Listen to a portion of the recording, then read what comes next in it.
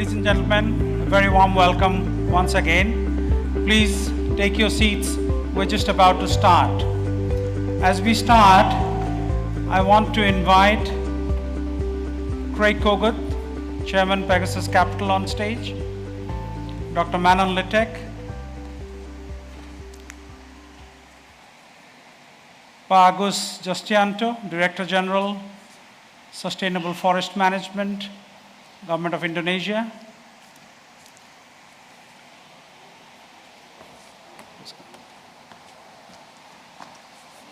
Come here. We have two other speakers joining us, but they're on their way. Hopefully they'll be here soon. So as we start the day's proceedings, I just want to touch a bit upon why we are here. We are here because, apart from all the good things, we like each other, we are fellow climate champions, we want to do the right thing, and we want to do what is important for people and planet. That's all a given. But the reason why we are here is that this is also perhaps the only UN convention where we have been talking for 30 years. It is the 27th version of the COP. And of course, pandemic intervened, and sometimes two COPs become one. That's why it's number 27. And we're still talking. We haven't achieved much. If we had actually behaved in 2003, when the alarm bells started ringing, we needed to reduce our emissions only by 3% per annum. We didn't do much about it. We kept blaming each other, who's responsible for what, and who should be paying whom. That's an important conversation, make no mistakes. Equity and justice is at the heart of any conversation that's meaningful. Otherwise, we are perpetuating the same injustice that has been perpetrated over centuries in different guises. So I'm not suggesting for even a second that that conversation is meaningless. That conversation is extremely important. But while that happens, another thing needs to happen, which is climate action. If we do not act, we're at a place and time in our short human history. I'm not talking about planetary history, because often we delude ourselves into believing that the planet will benefit from our work. The planet is not going to benefit. The planet will be fine. Once we are gone, the planet will be perfectly fine. So anybody in this room or anywhere that deludes himself or herself into believing that we are doing something that will benefit the planet, we are simply kidding ourselves. The planet has been here for billions of years, not millions. We have literally brought it to the brink of destruction in 100 years flat. That's the destructive power of humanity. But thankfully, the people in this room are climate champions. And you are here because you care. You are here because you believe it is within your power to make a difference, no matter how small, no matter how big. And that's what is going to perhaps save us. I say perhaps because we've already done so much damage. And people often talk about 3.2 degrees, 2 degrees, 1.5 degrees. We talk so nicely about Paris Agreement, as if Paris Agreement is going to save us. Paris Agreement is not going to save us. Let me tell you why. I have been in 20 COPs. This is my 20th. I have seen very little progress. Paris Agreement actually gave me hope that something might happen. But if you add up everything Paris Agreement promises to deliver, that's 3.2 degrees of global warming. That's not 2 degrees or 1.5 degrees. And there is little evidence that we are even implementing the Paris Agreement, barring a few countries.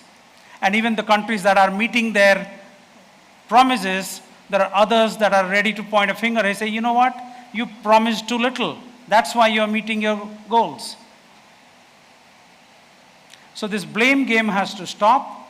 We need to start looking at each other as friends, as co-travelers, in a very promising journey.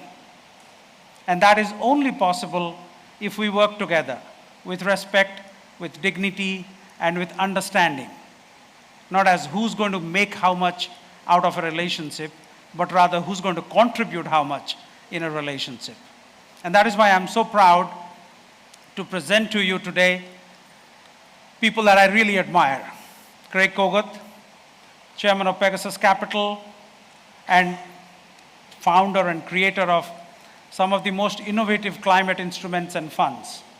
The Subnational Climate Finance Initiative goes over more than 40 countries, $750 million, but that's just the beginning. There's a lot more that's on the way. There's the Global Fund on Coral Reefs, which is a $625 million initiative. And we're also working on the India Climate Resilience Fund, which is a $50 billion fund. And we've received the approvals from the government of India, and now we're into the next phase of setting up the structures and building the pipeline so that we're not talking millions anymore, because millions are not going to take us anywhere. We have to get billions and trillions scale as quickly as possible. You'll also be hearing from Dr. Manon Letek, who is the founder and CEO of the Green Generation Fund, of some of the revolutionary food technologies. Now, of course, that is not going to feed the impoverished millions, because that's a different kettle of fish. We really have to do much more on that front, but it will revolutionize the kind of food we eat and how healthy we get, and in doing so, it will also possibly spur a revolution on the other side, which is smart proteins. Because I firmly believe that smart proteins are, a range of smart proteins are the future of the planet. Imagine, take the case of Bangladesh. Professor Muhammad Yunus, that many of you know, and the partnership with Danone. They managed to get in a bunch of vitamins because they like sweet yogurt. And they managed to put a bunch of vitamins into that, and that literally pulled millions of children out of infant mortality, out of stunting, and all kinds of things. So the possibilities are endless. We need to think out of our silos, think out of our comfort zones, and work together, not as in who owns what, but who can do what, in a virtuous partnership, where everybody stands to gain, maybe not the 15% or 20% or exponential returns, but you will sleep well because you would have helped save humanity. Not anybody else, just us. We need saving. With that, let me invite Craig to offer his opening keynote.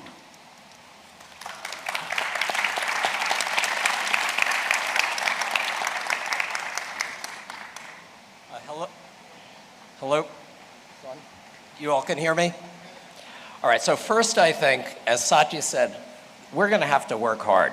So it is hot in here. It is okay to take off your jackets, because as we work, we're gonna sweat and we need to do a lot of things. So please, you have my permission, Satya's permission, all be comfortable.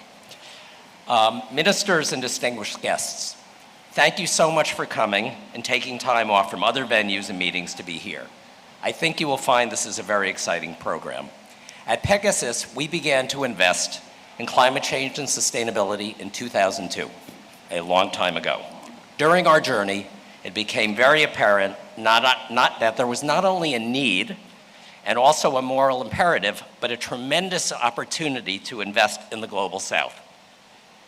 And that is where we began to go. We became accredited by the Green Climate Fund, I think in 2018, and as Satya alluded, in partnership with them, we've launched 2 blended finance funds where the GCF provides catalytic capital.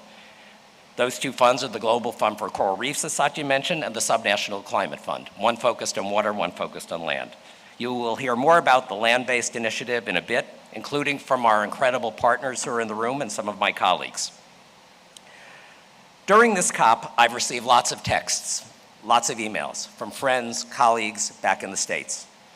They want to know about the election, my views on it, But the other thing they want to know is how my COP has been, and am I hopeful after this COP? So in response to the first question, how has this COP been? It has been inspiring. I have not been to as many COPs as Satya, but I was in Paris, I was in Glasgow last year, and I would say this one has been amazing. Without commenting on what is going on among governments, we have had great meetings with entrepreneurs, social innovators, scientists. I'm looking at one, Dr. Erica Steiger, who you should all talk to about what she's doing in agriculture. Forward-thinking technology and food corporations, some of whom are in the room. We've had visionary insurance partners. We've had meetings with conservationists and government leaders. My colleagues and I have felt something is beginning to happen. There is a will to act now together to do. One meeting here, I think, encapsulates the best of our COP. At the ICA Pavilion, and many of you don't know what, and is it ICA or ICA, Lloyd? But ICA is an agricultural organization made up of every agriculture ministry in the Americas. And Lloyd, Kelly are seated there. So they convened with us a few days ago, a meeting in a very small conference room. It was very hot there, even hotter than this. And we discussed for over an hour a plan for collaborative action across Central America on regenerative agriculture and ag forestry. In attendance were every agriculture minister of Central America, our partners at ICA, our friends from Aon and Swiss Re, and USAID. And you'll hear later from my colleagues at Pegasus and Producers Market. What is most amazing is that we've probably had 8 to 10 meetings since then about developing comprehensive plans that will cover a variety of action items. We will be joined later, I don't think he's in the room yet, by the minister from El Salvador, but we have immediate action items, and it wouldn't have happened but for COP. As to the second question, as to whether I remain hopeful, I've replied to my friends that I come away hopeful. Obviously, the US election was a great relief on so many levels as an American and as a citizen of the world. The USA has been very present here. We have been involved with several announcements, particularly on resilience, including one with respect to the creation of an African food security accelerator. Sandra, you can speak to about that. I'm not going to talk about it now, but it's a very important initiative as food security is most in the news. Most importantly, I am hopeful because I see coalitions being formed, formal and informal, as Satya alluded to work together. We need this to act now to protect our most vulnerable populations and the ecosystems and biodiversity they depend on. New technologies exist, such as green hydrogen. We parenthetically are involved with the Green Hydrogen Hub in California, but these technologies can be applied tremendously well in the global south, given the ample renewable energy that can exist. But so do refinements of basic technologies, older technologies which can be inexpensive, such as biochar. And you'll hear a little bit about biochar from my friend, Mrs. Mansour, later. Now, I don't want to be Pollyannish. We do have business models, financial insurance models to deploy, but the funding gap is huge, as we all know. And the climate situation is dire, as Satya said so well. And the financial community, of which I come from, in the main, has not showed up. There's a lot of talk and very little action. But I think if we continue to, I believe and feel strongly, if we continue to work together with some amazing entrepreneurs, some of whom are in the room, with local communities, local governments, we can build a scalable and replicable set of businesses that can be highly profitable and highly impactful. We need to demonstrate and tell the stories and educate together, and that's a mission challenge I give you all. And then I think we can unlock the capital as needed. So, as Satya said, let's not say how we can't. Let's not say why it won't happen. There are solutions. They're staring us in front of you. We will see some of them presented today. Let's act together and start moving this forward. Thank you.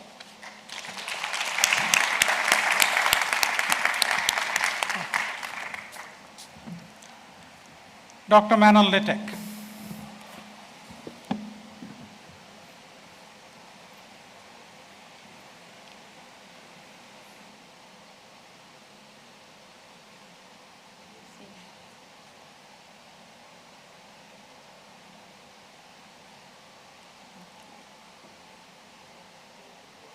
Ladies and gentlemen, distinguished guests, it is a pleasure and honor to speak to you today.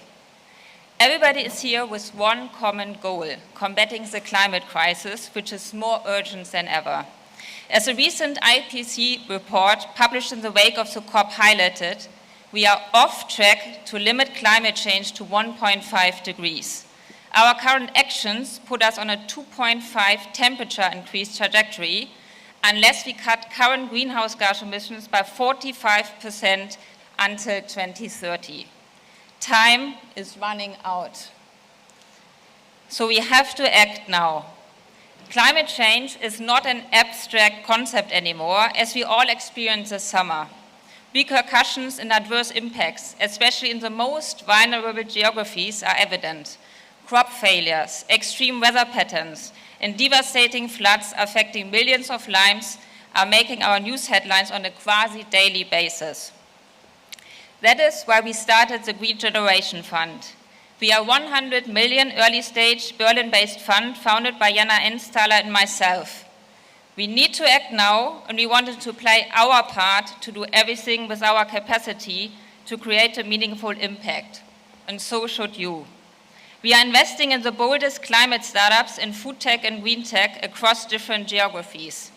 The great news is that we are not the only ones, as you can see today, as many new mission-driving funds has been formed, especially in the last 2 years, but there have been also others been around for quite a while. We are joined by a multitude of like-minded funds investing in the solutions needed to reverse the alarming trends. We believe in partnering with our peers to find, support, and scale solutions across the globe. We can only do this together. Food tech and green tech are the most important ecosystems of our time, promising the most substantial environmental impacts as well as strong financial returns. We are an Article 9 fund. This means that we take quantitatively measured impact just as serious as return on investment. These performance indicators are not mutually exclusive anymore. We already seen that with our current portfolio, which has been able to double its value within just 1 year. A large part of it is food tech. Transforming the food system is one of the strongest levers to combat the climate crisis, as our current food system is responsible for a quarter of global CO2 emissions. We are delighted to see that COP27 is finally giving the food transition the attention it deserves, having a food and agriculture pavilion for the first time. As you can see on the chart, food contributes to 25% of global GHG emissions, 50% of land usage, and 70% of fresh water withdrawal. One of the key drivers for this is mass animal production and livestock farming. That is why animal-free proteins, ranging from plant-based, cell-cultivated, or created via fermentation technologies, are so crucial. We will hear from these tangible solutions in a couple of minutes. Especially the new fermentation technologies have seen tailwinds recently, even in times of crisis, from supply chain disruption, war in Europe, temperature increase, and the pandemic, as these technologies provide food security and stable regional supply chain. This transformation of our agricultural system is equally pivotal to fight against the climate crisis. First, it is about shifting agricultural practices. Animal agriculture has changed the face of our planet. Our planet is on fire, as you can see. The green land is used for human crops, and the land used for livestock and animal feed, shown in red, occupies the majority of our Earth's surface. This is not efficient, and we urgently need to increase our protein efficiency ratio considering the rising number of humans suffering from hunger. Second, transitioning to regenerative farming is central to achieve climate stability and unlock agricultural land's carbon sequestral potential. If the world's soil stored only 0.4% more carbon every year, it could offset all human CO2 emissions according to the EAT Food. A few of our next speakers will tell you how this can be done in practice. With this being said, I'd like to hand over to the innovators developing these solutions, working day and night to turn ambitions into tangible actions. Thank you very much.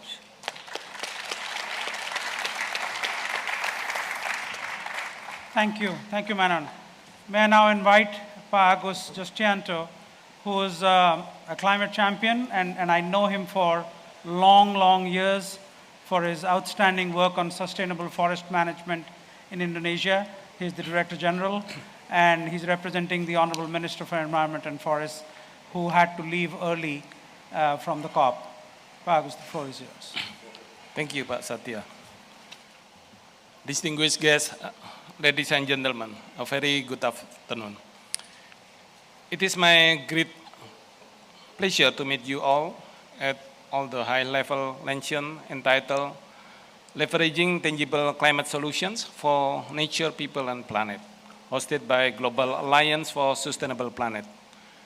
This event is aiming to bring together key government, civil society, and C-suite leaders in climate innovation from across the planet to showcase path-breaking ideas and celebrate ground-shifting catalytic technologies, innovative finance, and meaningful solutions that accelerate planetary-scale climate actions. The Conference of Parties of UNFCCC clearly recognizes the gravity of global climate change and appreciates the value of multilateral, collective, and concrete action as the only means to address this truly global threat. Distinguished guests, ladies and gentlemen, as mentioned by the President of the Arab Republic of Egypt, His Excellency President Abdel Fattah el-Sisi, COP27 is an opportunity to showcase unity against an existential threat that can only be overcome through concerted action and effective implementation. The world has come a long way in the fight against climate change and its negative impacts on our planet. And we now should be able to better understand the science behind climate change, assess its impacts, and better develop tools to address its causes and consequences. Given the vast challenges posed by the Paris Agreement targets and the SDGs, it is unrealistic to expect a sudden and mass development of standardized one-size-fits-all solutions. Grand strategy should be divided into micro-solutions in the main frame of growing interconnectivity of communications and the availability of data on financial, economic, and other global systems, which will create new opportunities for transformation. We will then have more spaces in which to co-develop our transformative capacities across border alliances and to create positive synergies between addressing the impacts of climate change and enhancing sustainability. Distinguished guests, ladies and gentlemen, if every day people could understand the small changes, they will make that impact climate change so positively, we could start to make a shift. In order to understand the shift, we want people to add context to what we mean by making climate change tangible. New innovations are popping up all the time, and the scientific-based solutions is implemented by exploring how to apply our research skills and expertise to see how we can make difference. When developing a new service, it often helps to ground it in a set of principles, something that can guide our decision-making, particularly when the subject is as wide as climate change. There is a guiding path rather than a set of rules, which is difficult to get right, but essential for a successful outcome by make the innovation accessible, actionable, and measurable. In order to make climate change tangible, the accessible in the means of making change more accessible to people individually in daily basis. that real action could take place. And then secondly, the change concept must be actionable, which means the scientific-based innovation should be readily taking place for action. Lastly, and probably the most difficult, is to make it measurable and demonstrable. We need to create an experience that hooks people back in and coming back for more arguably the most difficult part to get right. So, if we can help people to take action and they can clearly see the outcomes, then we will grow something that feels unbelievably big into something to feels accessible. The challenge is not waking up people to the idea that climate change is happening, but also to lobby every stakeholder for systematic change. Distinguished guests, ladies and gentlemen. Recently, Indonesia has submitted the enhanced NDC to UNFCCC Secretariat on 23 September 2022, reflecting an increase in emission reduction targets from 29% to 31.89% unconditionally, and 41% to 43.20% conditionally. This enhanced NDC is a transition towards Indonesia's second NDC, aligned with the long-term strategy and low carbon and climate resilience 2050, with a vision to achieve net zero emission by 2060 or sooner.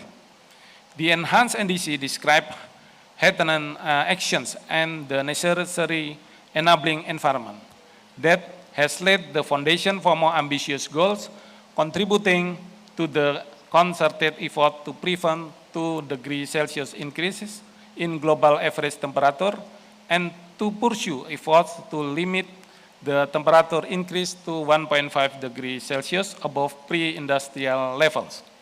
Several policies and program implementation will continue to be reinforced and improved to address challenges faced by the forestry sector, for example, and impacts of climate change. Among the policies and program implementation that have come through significant changes and progress include: distinguished guests, ladies and gentlemen, Indonesia believes that our forests and land use play a significant role in mitigating as well as adapting to climate change. As a part of our long-term strategy, Indonesia have a policy, we call it follow netting by 2030, use 3 working modalities comprising sustainable forest management, environmental governance, and carbon governance. Formulated strategies to achieve follow netting in general will be conducted through first, avoiding deforestation, second, conservation and sustainable forest management, the third, protection and restoration of peatlands, the fourth, zinc enhancement by accelerating afforestation and reforestation of severely degraded land outside and inside forest areas, as well as urban revegetation. I thank you very much. Thank you. Thank you, Pak Agus. You put it so well. The challenge is not waking up people to the reality of climate change, but the challenge is to get people together to bring about systemic change. Thank you so much for putting that so eloquently. Indonesia is the 4th largest country in the world. And in terms of mega biodiversity, perhaps the most important country alongside the Amazonas. So what you do matters not just to the region, but to the world in general. So thank you for what you're doing. With that, we will transition to the next phase, which is presentations on catalytic funds and ideas and entrepreneurs. So I would request our guests to go off stage, and Craig will stay, but he'll have to go and introduce and come back. It's fine. Please have a seat. This way. Thank you. And while everyone's walking up, I just wanted to echo Satya on the importance of Indonesia. It's in both our core reef fund and subnational climate fund, nature, biodiversity, coral, obviously hugely important, and you're all following what's going on in Bali, I assume, as well. Additionally, I'd like to welcome I alluded to our friend from El Salvador and his team. Please, the Minister of Agriculture from El Salvador, going from a large to a smaller country, but a very important one to demonstrate partnership.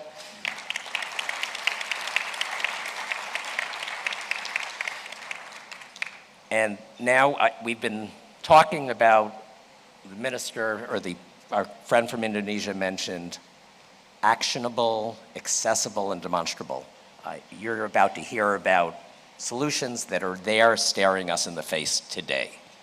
And I'm thrilled to present my friend Rawia Mansour from Egypt, appropriately as our host country representative.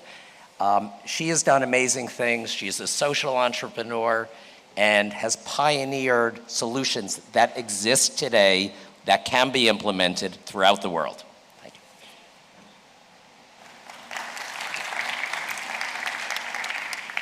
Thank you, dear Craig, for inviting me today. It's an honor to be standing here in front of you all. My name is Rawia Mansour. I'm an Egyptian entrepreneur. I started my vision and my mission around 15 years ago, seeing when the food prices went up.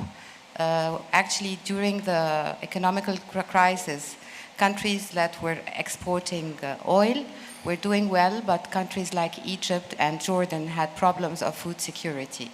So always my father told me as a child that to have political stability, there must be food security. So it was in the deep of my heart. I started studying then the agri-waste of Egypt to see how can we transfer the agri-waste into fertilizers and into renewable energy. At the time, the energy was subsidized, so I got Boston Consulting Group to Egypt, and I said I found a solution for poverty and for sustainable development. So then I started doing my research center in Ismailia. I rented the land there and started looking for technologies that can, because in Egypt, you might think we have the Nile, but we are under the line of poverty. It's around 400 cubic meters per capita. It's supposed to be 1,000, and it's even getting worse by 2025. So I opened my research center then. I invested in machines, biochar machines. I was told biochar is the green charcoal that happens through pyrolysis by turning the rice straw into biochar. And the other invention was super vegetable gardens for Africa. But then they were using polymer, which is I got the technology from France, and polymer was very, very dangerous. So I changed it into biopolymer, and I started applying. I went to, then the revolution happened here in Egypt. I left. The country that received me was Monaco, and there I started to do my company. I was very well received because they're very conscious about environment. And I did OASIS, which stands a company and association, which stands for Organic Agriculture for Social International Solidarity. I always have my research center. It's in Ismailia, around an hour away from Cairo. I plant in very arid land, desert land, and as we have just seen before, the very polluted areas, the North Africa is not one of them. So I thought, why don't we start planting North Africa and the Sub-Sahara Africa? Now I have patents around many countries in the world for the biochar machine that is constructed in Egypt. One of the privileges of the biochar machine being constructed in Egypt is yesterday they launched a program from Egypt to Africa. We can export those technologies to Africa to save water. Not only does biochar, which happens through the pyrolysis of the machines that I have invented, not only does it help to sequestrate the carbon dioxide from the air, because it's a carbon sink. Every time you put the biochar in the soil, for every ton you sequestrate 2.5 from the weather. That is one thing. The other patent that I have are soil enhancers that I do by recycling all the agri-waste. In my farm in Ismailia, I employ around 30 women, and we have 30 vegetables. We have the full supply chain. We are European organically we have an organic certificate for agriculture that we can export later to Europe and for local consumption. I sell at the A supermarkets, and I find this is a perfect solution, that we do not need any more chemical fertilizers anymore. I don't use any, we don't use any pesticides, so we have food with traceability. This is a solution that I hold deep into my heart. Not only can it solve the problem of food security, but also of climate change mitigation and adaptation. Because every time you could put back, and it's zero waste or net zero, because we recycle all our waste and put it back into the ground. I still didn't apply for carbon credits, but I shall in the future apply. And I think the thing that I would love to do was to do something called AIS, which is entrepreneurial zero-waste eco-villages throughout the desert in North Africa. This will solve the 15 or the 17 objectives of food security, taking care of the water. We save 30% of water on top of the drip irrigation. But usually during summer periods, this year was a very, very hot summer in Egypt. It was 45 or even 50 degrees. We saved around 25%, which is not bad at all. So we're saving water. We have food with traceability. We take care of the watersheds because the watersheds are usually contaminated and polluted by the agricultural waste, which use chemicals and many things that we do not know where they originated from. So the food with traceability will take care of the health of our people in Africa, and at the same time, we are not harming the earth. On the contrary, we are decreasing the water usage, and we are also taking care of the health of the people. So my idea was, when I did the study, 15 years ago, I found we have 36 million tons of waste that we can plant with 1.5 million acres. By planting 1.5 million acres, you can employ up to 10 million people. So this will solve all of the problem of immigration to Europe and pestering the rest of the world. We will be employed where we are. Especially that a lot of you, as some of you came here for the first time, we have a lot of monuments, and then we can do ecotourism together with sustainable communities for agriculture. Not only will this help our country, but also Africa, this will also empower women, because the most marginalized women are the women in the rural areas. They are abused, they marry them at early age because the family want to get rid of them. So I think this is a win-win solution. In my conscience, I feel great because I feel that I came out with a solution that could mitigate and adapt to climate change and also solve the food security problem. So my small farm will not help the world, but enhancing and increasing this throughout North Africa and Sub-Saharan Africa, I'm sure through afforestation we can solve the problem of climate change. Thank you very much.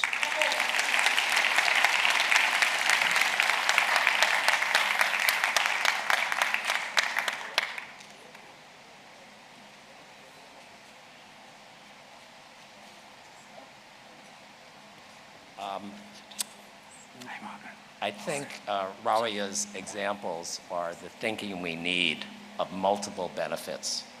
And a lot of people in the room understand that. Nowhere is it as clear as in food systems. Manon talked about the need, how broken our food systems and our supply chains are broken. And I think some of the examples you will also hear from now will demonstrate that. Let me turn this over now to David Albertani, who's our partner at the Archway. Oh, Keith, I'm sorry. Oh, Maggie. Yes, she arrived. Our very dear, we've talked a little bit about traceability and certification and knowing what we're doing. We are really blessed with a wonderful partner at Gold Standard in Maggie Kim. So Maggie. Go ahead. Thank you. I can sit here. Yeah. Presentation. It's okay. No. So thank you for having me, everyone. It's a great pleasure to be here. I was just rushing from the blue zone, so still catching up breath. So my name is Margaret Kim. People call me Maggie, from Gold Standard, CEO of Gold Standard for the last 3 years and hopefully many years to come. So for those of you who are not familiar with Gold Standard, we were born out of, 20 years ago, we were born out of WWF and like-minded organizations to ensure environmental integrity and sustainable development in the carbon markets at the time. And of course, carbon markets have evolved, private finance, private sector engagement has completely evolved and in the right direction, hopefully.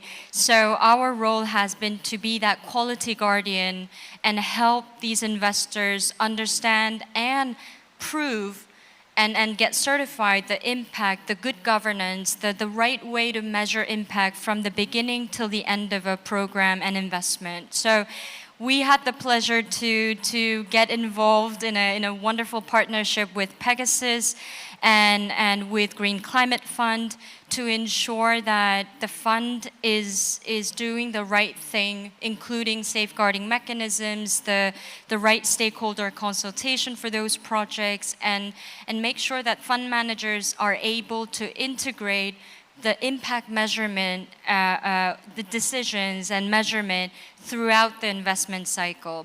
So I always say Pegasus and Craig especially is very brave to be partnering with Gold Standard, who is known to be notorious with its requirements and complexity. But it's really been an amazing journey working with the members of Pegasus and members of the partnership, and also David from R20, to really understand and integrate that impact language and that culture in that investment decision. And I really look forward to come back to everyone with great success stories on impact and how that really helped the fund to deploy great investment into those projects that's in most need, and also how we can be assured that those projects deliver on those impact. And what's really interesting in this partnership is we're really looking at not just carbon. Carbon is just the real baseline of everything that it's trying to articulate, is the adaptation resilience benefits and all the co-benefits that's part of SDGs. So I think this is very, very overwhelmingly positive, because I remember 5-7 years ago, if we were to knock on a private equity office and say, do you want to partner with Gold Standard and drive and maximize impact, I would have gotten this laugh. But now, with really great leadership from Pegasus, a lot of the investor groups are looking at it in a very serious manner.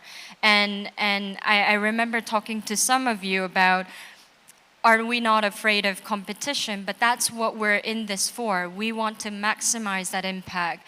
Pegasus being the leader of it, R20 being, I mean, of course, the leader of subnational bankable projects.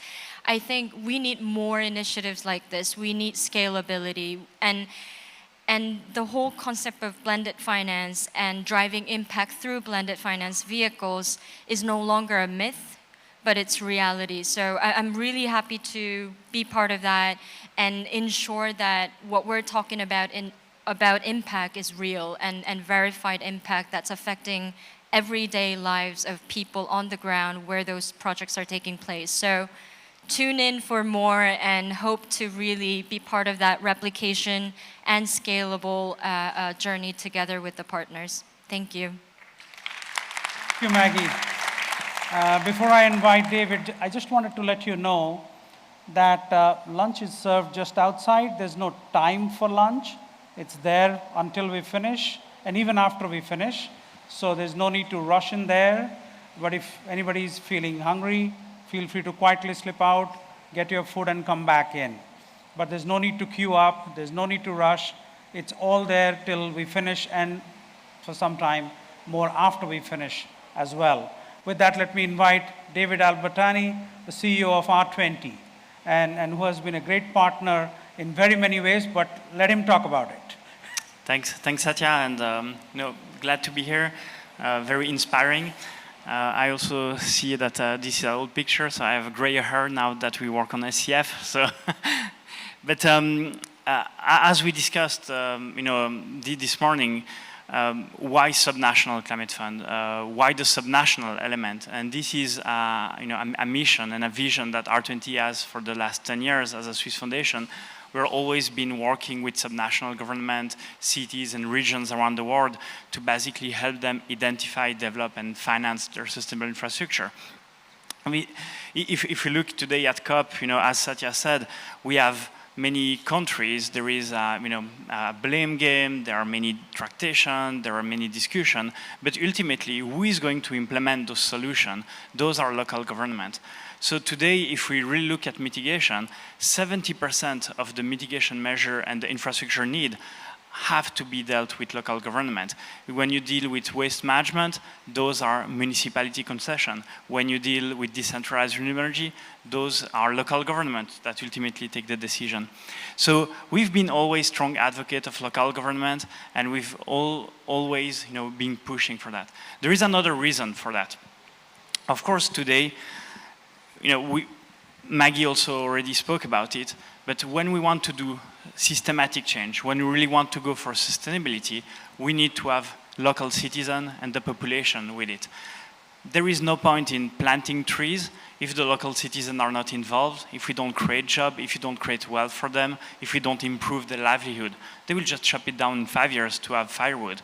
So if we want this change to be sustainable, permanent, we have to work with the population. And so that has to be grassroots level, bottom-up approach, and we need to work at this local level. So now the big question is, how do you do it? Great, we have the statement, the theory of change, now we need to implement that. So the first point is definitively, this is a large endeavor. There is a lot of skill set needed. So this is why, for the Subnational Climate Fund and Financial Initiative, you will speak and you will see a coalition. We have, of course, Pegasus Capital Pegasus Capital Advisor, who is the asset manager and fund manager. We are working with Gold Standard, who is providing ways to measure the impact. Ourselves, R20, and also IUCN, who is leading on nature-based solution and have a global footprint. So we need to really build this partnership. And as Maggie said, today we are all proud to work together. We have strong processes, and we're very happy to execute. The second point is we need concessional capital. We started to speak about blended finance, and the four of us were very thankful to the Green Climate Fund.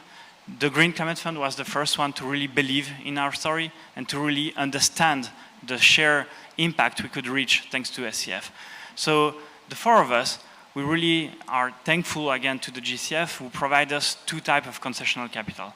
The first one on the form of a grant, and this grants mechanism attached to a technical assistance facility allow us to work with the subnational government, to work with those national, local stakeholders to help them develop their project and their pipeline. So we can do capacity building and also project preparation to have those projects to be bankable, as we say.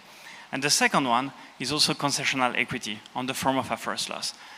The projects we are doing are in difficult jurisdiction, emerging developing market, not always business as usual, as we would say, and on top of it, we try to do more than usual to reach greater impact. So this is why 20% of the fund structure actually is a first loss provided by the Green Climate Fund. So we're very happy about that, but ultimately, it's great to speak about numbers, but you're all here to see solution, to see people affected, and so I think everyone here is mostly excited by the project.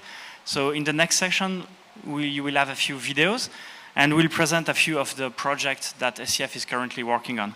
So you will see an exciting project in the Galapagos in Ecuador, where thanks to ecotourism, we really try to protect and adapt the islands of the Galapagos to help fight against invasive species and to create more resilient communities and agriculture. You will see a deal about solar energy in Mexico. You will see also amazing projects of cold storage value chain in Western Africa. You will see also one of the projects we work with in agroforestry. And just before we go to the video, we will have even a live explanation. So I will hand over to Mike from Pegasus and Keith, will speak about us on also another amazing project that is on the SCF, and we were working on this one. Mike, Keith? Thank you, David. I'm going to step down because one of the foci of today is tangible solutions. And I think we've heard about what we've done to set up a collaborative partnership with David and with Maggie and GCF, and the actual implementation of what we do requires the collaboration of all of us. And I think that's a message that I've gotten loud and clear here at COP, which is my first COP. So I'm going to speak just briefly about a portion of Pegasus's strategy, which is called the Pegasus Restorative Agriculture Fund. And through this entity, we will be funding infrastructure across geographies and across crops. And I want to talk a bit about kind of outcomes. Obviously, we are a mitigation fund, so carbon mitigation is an outcome. I've heard pretty loudly, and it's actually very motivating, that carbon mitigation through regenerative farming brings to mind soil, right? And the permanence of our infrastructure projects is fine. However, what we want to do is extend the value of that infrastructure and the services of that infrastructure to local smallholder farmers in the regions in which we develop those projects. That's permanence, right? And permanence from a carbon perspective is the work that we do through the work that the small farmholders do on the soil, and that's where we want the permanence to stay. I'll pass it to Keith to talk a little bit about the projects and the components of the projects that we are building in various countries. All right. Hey, everyone. I am Keith Agoda from Producers Trust, and I'm really honored to be here to share some tangible solutions. And please, pick holes, copy us, let us know how we can improve, partner with us, because we are solving an incredible challenge. And that is, how do we scale, all of us, hundreds of millions of farmers around the world, to regenerative agriculture and agroforestry practices? And to achieve this, it requires a lot of collaboration, a lot of partnership, and a lot of working together in order to build, first and foremost, the infrastructure locally, so that we can have, first of all, input manufacturing of organic and biological inputs, nurseries. Secondly, having model scalable agroforestry and regenerative agriculture farming operations so that farmers can see, believe, and train on a real scalable operating regenerative farm. And third, we need post-harvest infrastructure. Farmers around the world have a huge challenge of bringing to market the raw materials that they grow. So we need to build regional scale infrastructure for packing, processing, and logistics so that we can bring to market efficiently products. Markets that are international, so we need corporate partnerships to sign on, and then local markets. And we need leadership from folks like the Honorable Minister of El Salvador, who's creatively looking at how can we use institutional purchasing from schools, prisons, hospitals, the army, in order to drive local market demand. And most importantly around this model is the extension service to small farmers. We need local individuals from the community to train in building real relationships on the ground with small farmers who are going to learn regenerative agriculture. They're going to get access to microloans and finance. They're going to get insurance to de-risk their transition to regenerative practices. And they're going to be guaranteed a contract for everything they grow. Not just the commodity that gets exported to the United States, but all of the other products in a regenerative system that needs to reach the local markets. So to achieve this, gosh, it's really challenging.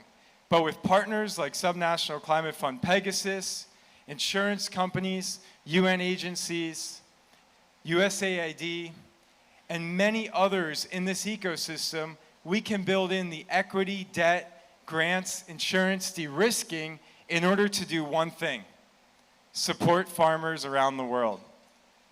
So I'm going to pass it back to Mike here to share a little bit more about the fund, and then we'll dive into some of our first 4 projects and 2 more that will be coming that have been organized here at COP, but today we'll present the first 4. Thanks, Keith. So let's talk about 4 tangible solutions. And these are projects that are in our portfolio. The first is in Jamaica. We are developing a coconut agroforestry project in Golden Grove in the St. Thomas Parish, which is on the southeastern side of the island. Here we will grow coconuts as our primary crop. We will intercrop. We will have post-harvest processing. And again, as Keith said, we will make this very farmer-centric and reach out to local smallholder farmers to expand our production, their production, and improve their incomes and the productivity of the soil around our particular facility. What's been really helpful here in Jamaica is our collaboration with the government. We are essentially using old sugarcane land that has laid dormant and fallow for a long time, and they have been very generous to partner with us in providing land at a very, very reasonable cost. The next project I'm really pretty excited about. This is one that actually we just finalized last night. This is a company called Livelihoods Foods. And Yolele's objective is to introduce abandoned, forgotten African foods to the world. And the way that we're going to do this is through the funding of 2 companies. And the general objective here is to integrate the value chain of Fonio. And up until 5 months ago, I did not know what Fonio is. I'm not going to take a show of hands, but suffice to say, it's an ancient, nutrient-dense, drought-resistant African grain. You can think quinoa 20 years ago as a model. But what we are doing, and kind of the innovative element of this, is that an entity called Sustainable African Foods, the founder of which, Simbala Silla, is here. They have identified equipment through Bueller in Europe that actually replicates the very, very manual elements of post-harvest processing of Fonio. The net result of the mechanization of this is that post-harvest losses are reduced by 50 to 80%. So again, here we fund infrastructure. Simbala and his team work with 27,000 female farmers in Mali. So he understands and has the capacity and capabilities to aggregate these farmers, deal with the logistics of the supply chain, bringing Fonio to our facility. Another element of this is to fund an entity called Yolele West Africa, which will be based in Senegal, will be an aggregation, packing, and marketing hub for sale of Yolele branded and other African products across Africa itself and in Europe. All right, the next project is around Haiti. And you might be asking, how are we actually going to reach small farmers in rural areas? Well, what we do is partner with extension service agents and platforms who are already on the ground and engaging small farmers in a 360-degree effort of capacity building, access to inputs, microloans, weather, and other areas that help the farmers. We're empowering these extension service providers with the system so that they can do a MRV on gold standard, so we can actually verify the carbon impacts. And this is important because we need to prove the data of what's being done. But what we're also exploring now is that we can bring these carbon credits to market not for the purpose of enriching the businesses or the funds downstream, but so that we can give all that money back to the farmers, and so we can make regenerative agriculture way more profitable as an alternative to conventional. And we're going to be proving this out in partnership with Accesso, which is a nonprofit organization that has operations in Haiti. We're working closely with the folks at ICA to keep us honest and make sure we're doing a great job on how we do technical cooperation at the ground level. And in Haiti, there's an existing network of 30,000 farmers that Accesso is working with. We're going to do a phase 1 to capture 10,000 of those farmers and organize better infrastructure to achieve food security domestically and to reach better export markets. The second project is in Kenya.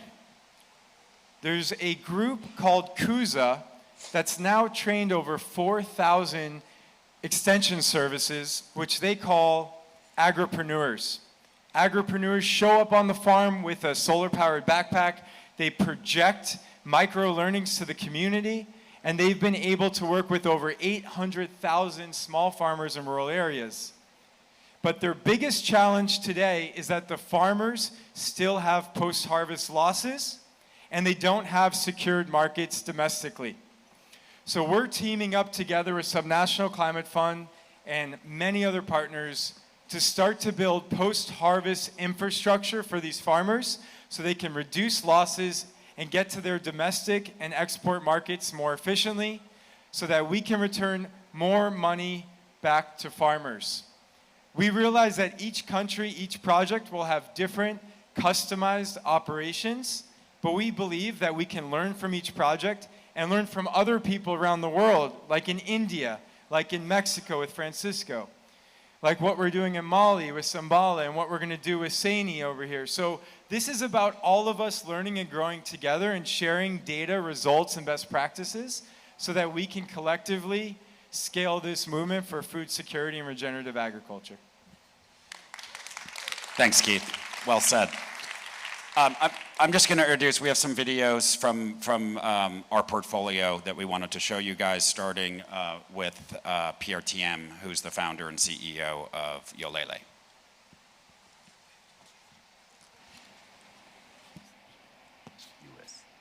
I am also the founder of Yolele, an African platform for food that has a goal of introducing opening markets for underutilized crops that are grown in the region known as Sahel in West Africa. We are doing it by creating a supply chain that starts at the small farm to the supermarkets around the world. Our mission statement is, the community is the deliverable. Our first ingredient is an ancient grain known as fonio. Fonio grows in poor soil, and it is drought resistant. Furthermore, it restores the soil thanks to its deep roots that regenerates it by adding nutrients to the soil. Fonio is also a nutrition powerhouse. It's gluten-free and protein-dense. And it cooks in 5 minutes and quite versatile. In brief, fonio is a miracle grain. And in this climate crisis, we can use some miracles. But that's the thing. They don't happen on their own. We need to make miracles happen. And that's what Yolele is doing with fonio. 5 years ago, we started distributing our first product in New York City. It was one package of fonio grain. Today, we are distributed nationwide in most of the major supermarkets, Whole Foods, Target, Fresh, you name it, Sprouts, Giants, just to name a few. We also have a strong direct-to-consumer distribution. We have created a demand for fonio. Our next step was to make sure that the supply follows the demand. And that had to be done by removing the bottleneck at the processing level. We commissioned a mill, a state-of-the-art mill, that will process fonio in a way that's efficient, in a way that's clean, in a way that's removing the waste. Our mill is operated by our partners at Sustainable African Foods in Mali.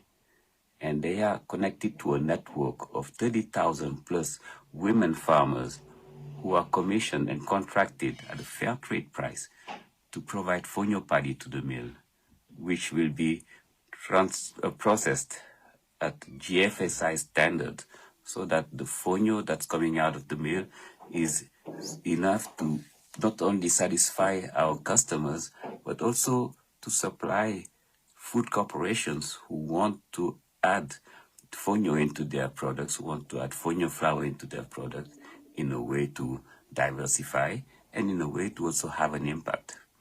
This model of development that Yolele is proposing has a triple bottom line impact. It's a win-win-win.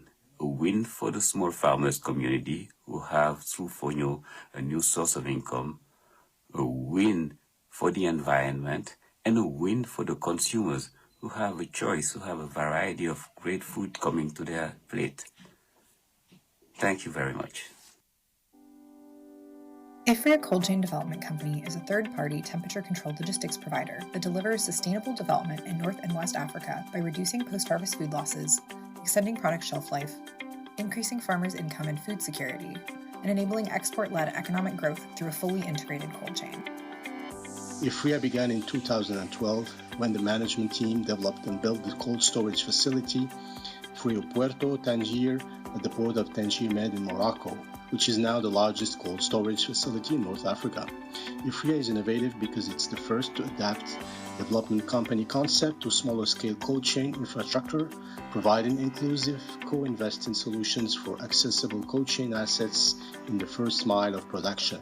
IFRIA targets geographies in North and West Africa where cold chain is underinvested and poorly developed due to a lack of infrastructure, transportation issues, financial constraints, and technical challenges. Over 40% of perishable food spoiling before it reaches its destination. IFRIA will develop integrated logistics activities tied back to the first mile of production, including post-harvest treatment, transportation, storage, distribution, and handling of perishable products, bringing North and West Africa sustainable, best-in-class controlled temperature range services and operating assets that will preserve products, reduce losses, and improve quality. By developing a high-quality cold chain, IFRIA will cater to a wide variety of sectors, including fruits and vegetables, red meat, poultry and processed foods, fisheries and aquaculture, dairy, and pharmaceuticals. IFRIA will have a substantial positive financial impact by reducing production losses and boosting farmer incomes. By selling more product, farmers will be able to purchase better inputs for greater returns each year, generating sustainable income growth. IFRIA will also create jobs for the community through different offered services and help farmers access international markets through increased logistics and compliance with international standards. IFRIA's cold chain development will positively impact the environment and community by reducing water and energy waste from spoiled agricultural products, improving food safety and nutrition through high-quality, temperature-controlled storage and logistics, and enabling the chilled transport of pharmaceuticals, including the COVID-19 vaccine. IFRIA expert management team has a combined 50 years of cold chain experience and has catalyzed over $240 million investment into emerging markets since 2013. Through innovative cold chain development in North and West Africa, IFRIA will catalyze critical growth for the region, boost smallholder farmer incomes, increase access to nutritious food, and combat climate change.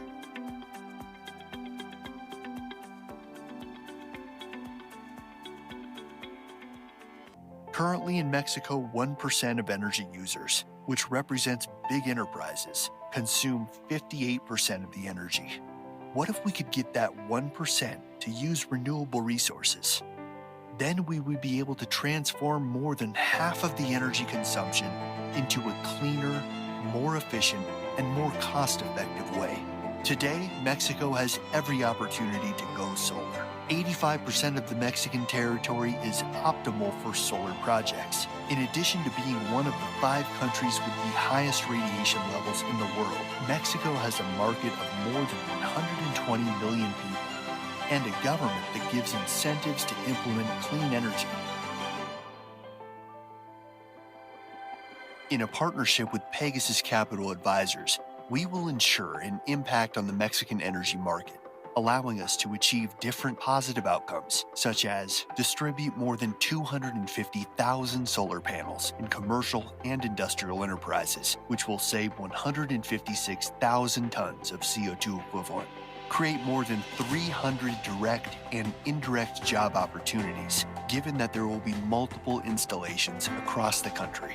More savings and competitiveness for our clients, and more opportunities to implement new, clean technologies that will lower the environmental and social risks. To date, we have generated more than 4,835,000 kilowatt hours, which is equivalent to CO2 emissions from 3,426 metric tons of CO2 equivalent, 432 homes' energy use for 1 year, 7,933 barrels of oil consumed, and 4,055 acres of forests in 1 year.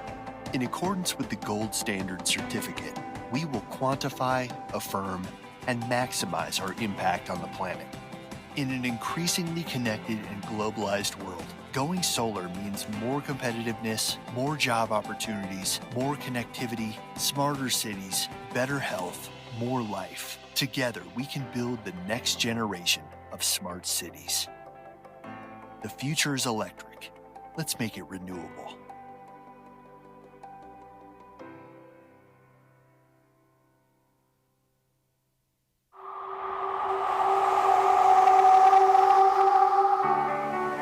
By volcanic will, the Galapagos Islands emerged from the waves of the South Pacific. Foundation of one of the great theories of science, the theory of evolution. Nest of numerous endemic species and world heritage. Islands are the definition of paradise, both for wildlife and for the people who inhabit and visit them. Unfortunately, over the years, these species have been seen at risk. All the flora and fauna of the islands are one of the goods that we must protect the most. Mucho tiempo viviendo en el extranjero, me encontré con la necesidad de crear un desarrollo hotelero de primera línea, comprometido con el desarrollo de su gente local, su fauna y flora. Es por esta razón que me comprometí a juntar el mejor equipo para hacer de este un sueño realidad. Uno de los pilares de este equipo es nuestro socio estratégico Pegasus Capital Advisors, una organización que invierte en la creación de proyectos con energías renovables y trabajos con participantes locales, a través de fondos verdes, y así logramos consolidarnos como los primeros Six Senses en Galápagos y en el Ecuador. Six Senses Galapagos comes with a project of distribution of drinking water, not only for the hotel, but also for the population of Cerro Verde and even more, with generation of jobs, training and training of residents. Nosotros como amas de casa damos un agradecimiento profundo. Hoy nos dan esa oportunidad de poder salir adelante. Se refiere a lo que es catering, a lo que es la lavandería y la guardería, con un buen trabajo y decir nosotros sí podemos. The Six Senses Galapagos Hotel will be at the forefront in the archipelago in order to take Galapagos to the next level in aspects of sustainable tourism, while actively contributing to the community. There are those who call us arrogant for believing that humans are capable of changing the climate. Six Senses Galapagos will be just a pilot project to show the world how change sometimes begins with the smallest grain of sand. We develop the best of Galapagos, its people.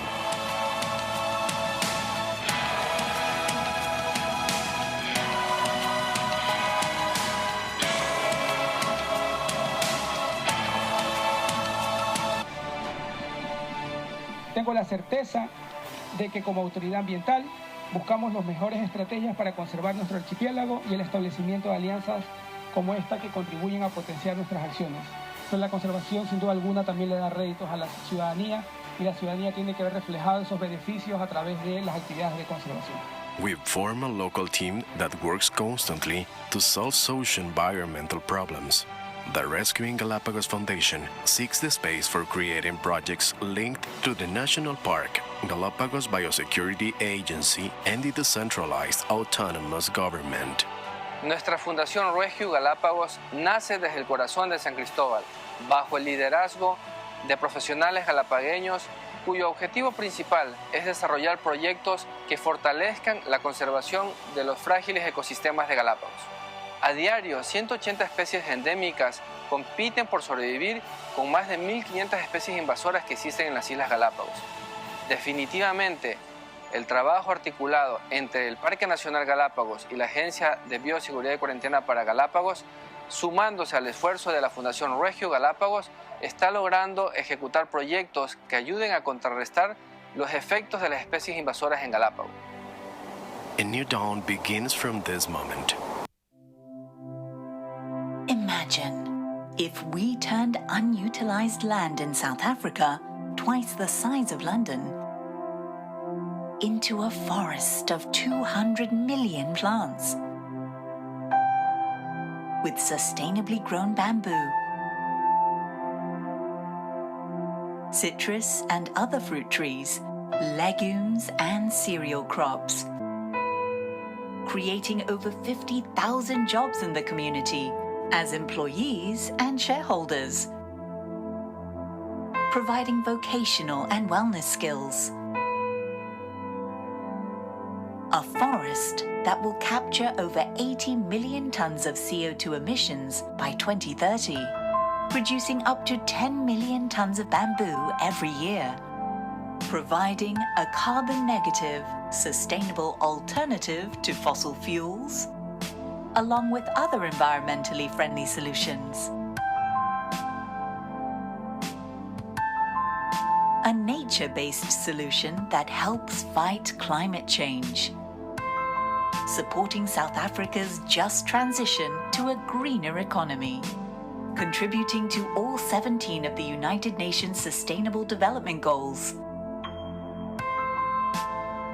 TerraGreen, delivering green solutions in collaboration with local communities for a better future. Hi, everyone. My name is Gina McCarthy, and I was President Biden's National Climate Advisor, and before that, President Obama's Administrator of the Environmental Protection Agency. And I'm sorry that I couldn't be joining you in person, but I am so grateful that Craig Hoggett provided me this opportunity to offer just a few closing thoughts. Let me begin by saying that I am absolutely honored to have the opportunity to be with such distinguished leaders of government, civil society, and the private sector, albeit virtually. Both Craig and I suspect many of you, have worked for a number of years to accelerate the deployment of real, tangible solutions to tackle our climate crisis. But as we all know, time is running out and the risks of inaction are simply too great. We must act now. We know that our climate has already changed. We see the droughts, the floods, the famines, the fires, the hurricanes, and the heat that have taken so many lives and displaced so many people. We cannot sit by waiting for the next disaster to strike, and we don't have to. Remarkable progress has been made in research and development of innovative technologies and products and practices that can be put to work right now, as these presentations you heard today attest to. And the benefits of acting now extend far beyond reducing greenhouse gas emissions. Projects like these drive new economic development. They spark new job growth. They enhance food and water security. They clean up pollution that is robbing our children of their health and their future. And they provide a stable foundation for continued economic investment and growth, because the benefits of a clean energy future are many. That's why countries like the US and all across the developed world are investing in renewable energy, smart agriculture practices, clean transportation systems, and so much more. Not just because these investments will help the planet, but because they can provide a solid economic engine that will lift up the quality of life for families who have been struggling during this pandemic and provide stability and security. So now, as we all know, the time is right for the developing world to have access to these same investments that all countries have the opportunity to plan their own future. and invest in clean technologies that benefit their communities and their country. The kind of benefits that give families the security they need to live safe and healthy lives. Never again should we look at a clean energy future as unaffordable or unattainable. A clean energy future is an essential human need. And as the presentations today have demonstrated, there are many opportunities to ensure that sound investments in climate solutions in the developing world become the economic engine that drives prosperity for all nations, turning this climate crisis into an opportunity for all. But that means the developing world must act together in collaboration and partnership. So I am excited and I am hopeful about the future. And I know that all of you will leave here today after hearing these wonderful presentations from transformative ecopreneurs that are filled with great ideas and excited and hopeful efforts about changing our future for the better. And you'll be as excited and hopeful as I am. Thanks very much. Thank you. Thank you. And you've heard some great ecopreneurs and you've listened to some great videos. All of them, you might think, oh, these are just drops in an ocean. But drops make an ocean. And that's what we've ventured out to do. Thank you so very much, Maggie, Michael, Keith, and David, for the wonderful presentations, for telling us how hopeful we ought to be in terms of what is happening on the ground. Thank you.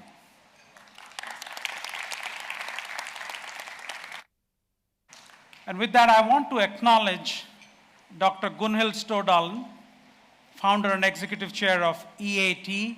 For those of you that are in the food systems conversation, know what a force of nature she is. She has literally forced her way into the room. So if you see that in the previous COPs there was no conversation around food, that this time there are 4 pavilions on food alone. So big hand to Gunhild. Thank you for being here. And hopefully at some point of time you'll stand up and say a few words. But we were missing Nancy Murungi, the Chief of Staff to the First Lady of Kenya. Unfortunately, her entire travel to the COP got cancelled. We were really hoping to see her because she's quite a champion, not just as the First Lady of Kenya, but in her own right, as someone who has really driven change at the grassroots. May I invite Nancy to the stage to offer some remarks on behalf of the First Lady of Kenya?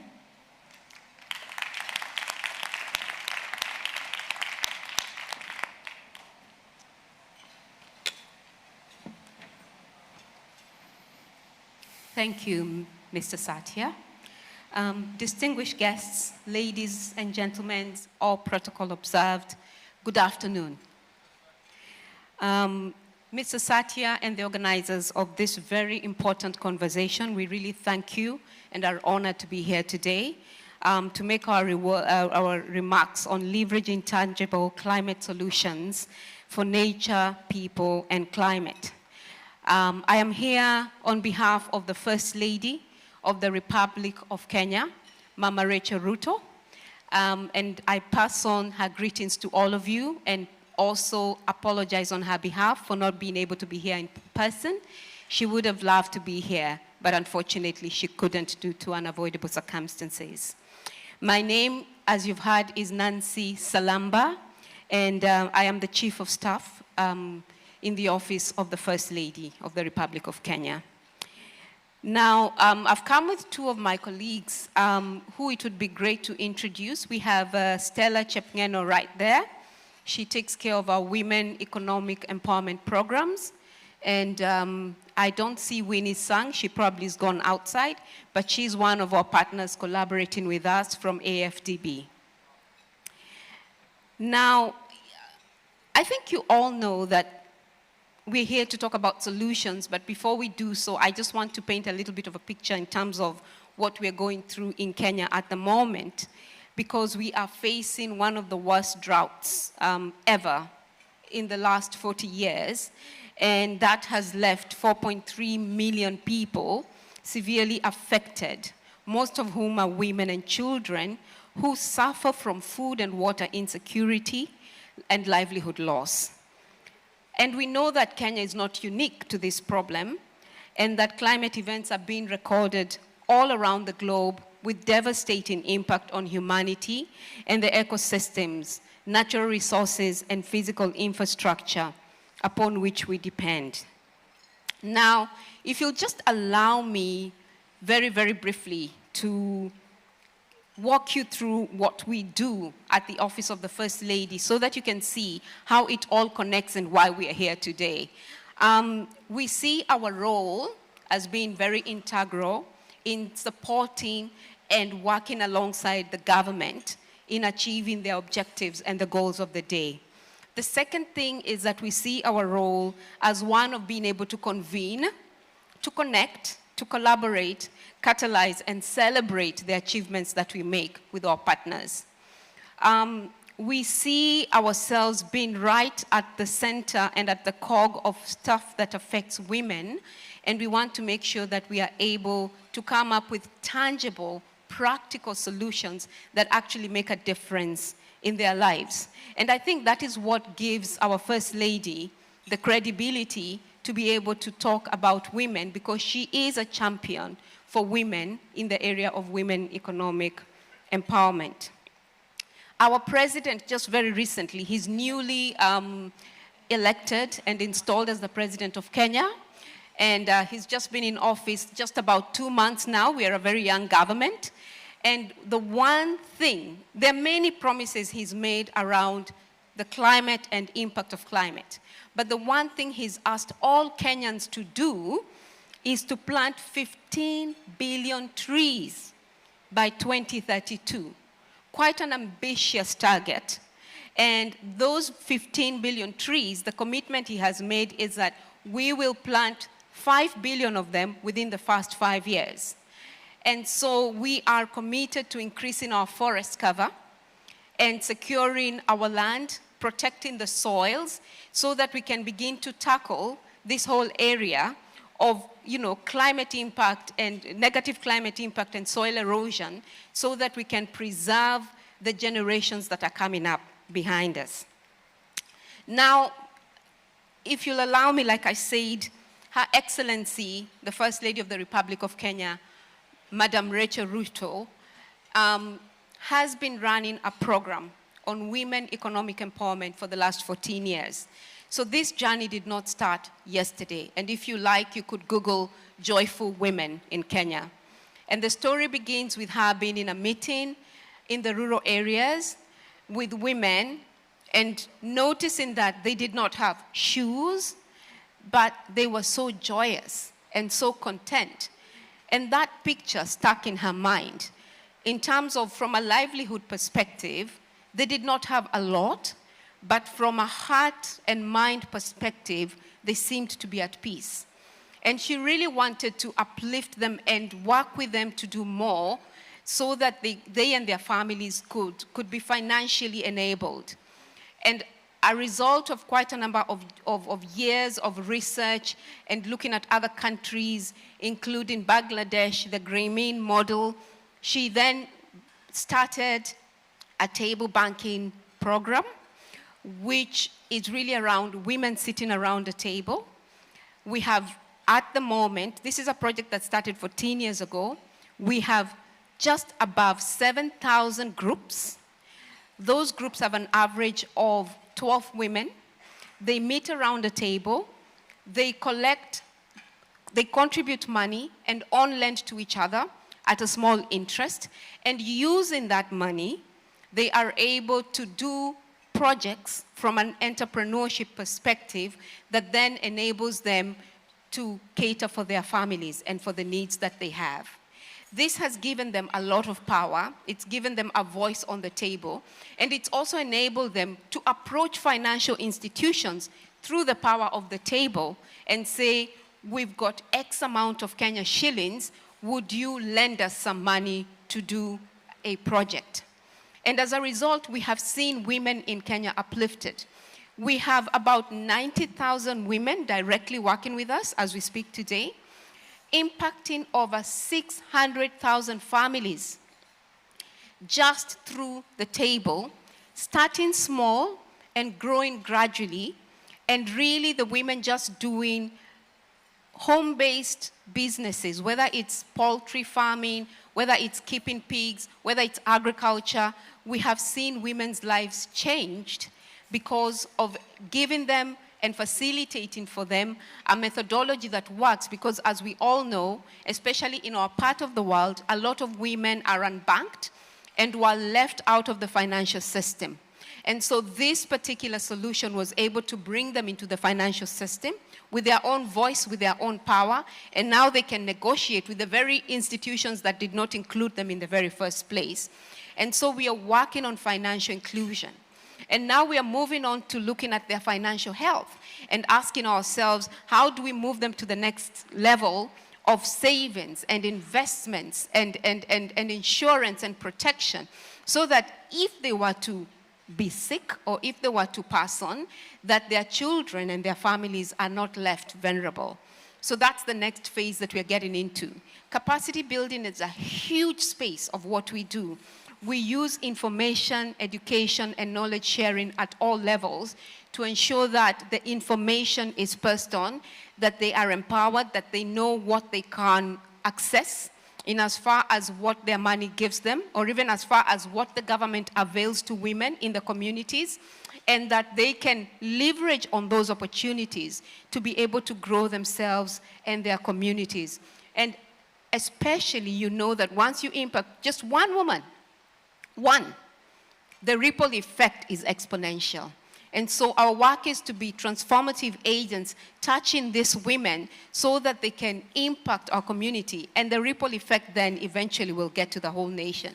So we are on a mission. We are on a mission to recruit more women, and now that Her Excellency is the First Lady of the Republic, we see this as a huge platform to take advantage of in terms of not just what we've been doing, but to leverage on the opportunity we have across the whole nation, which is over 20 million women, not counting the girls and, and the children that we have in the community.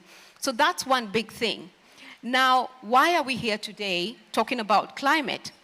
It's because as we have worked with the women, the one thing that most of them depend on is agriculture.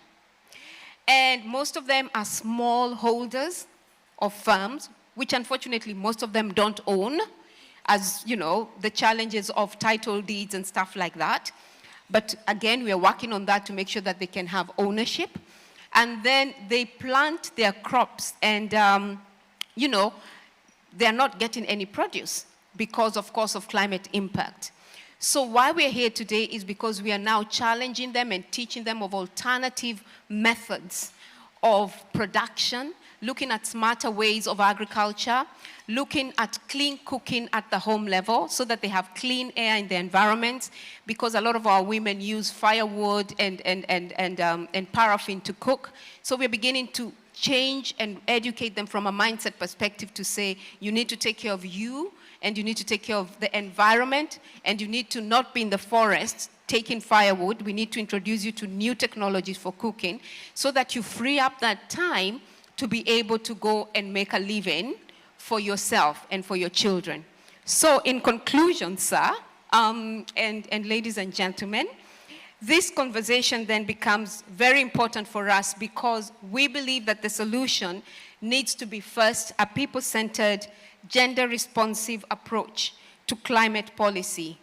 And it is paramount that it ensures that the human rights, impacts, and implications are addressed, and that the most marginalized and vulnerable are protected and supported in climate change mitigation and adaptation.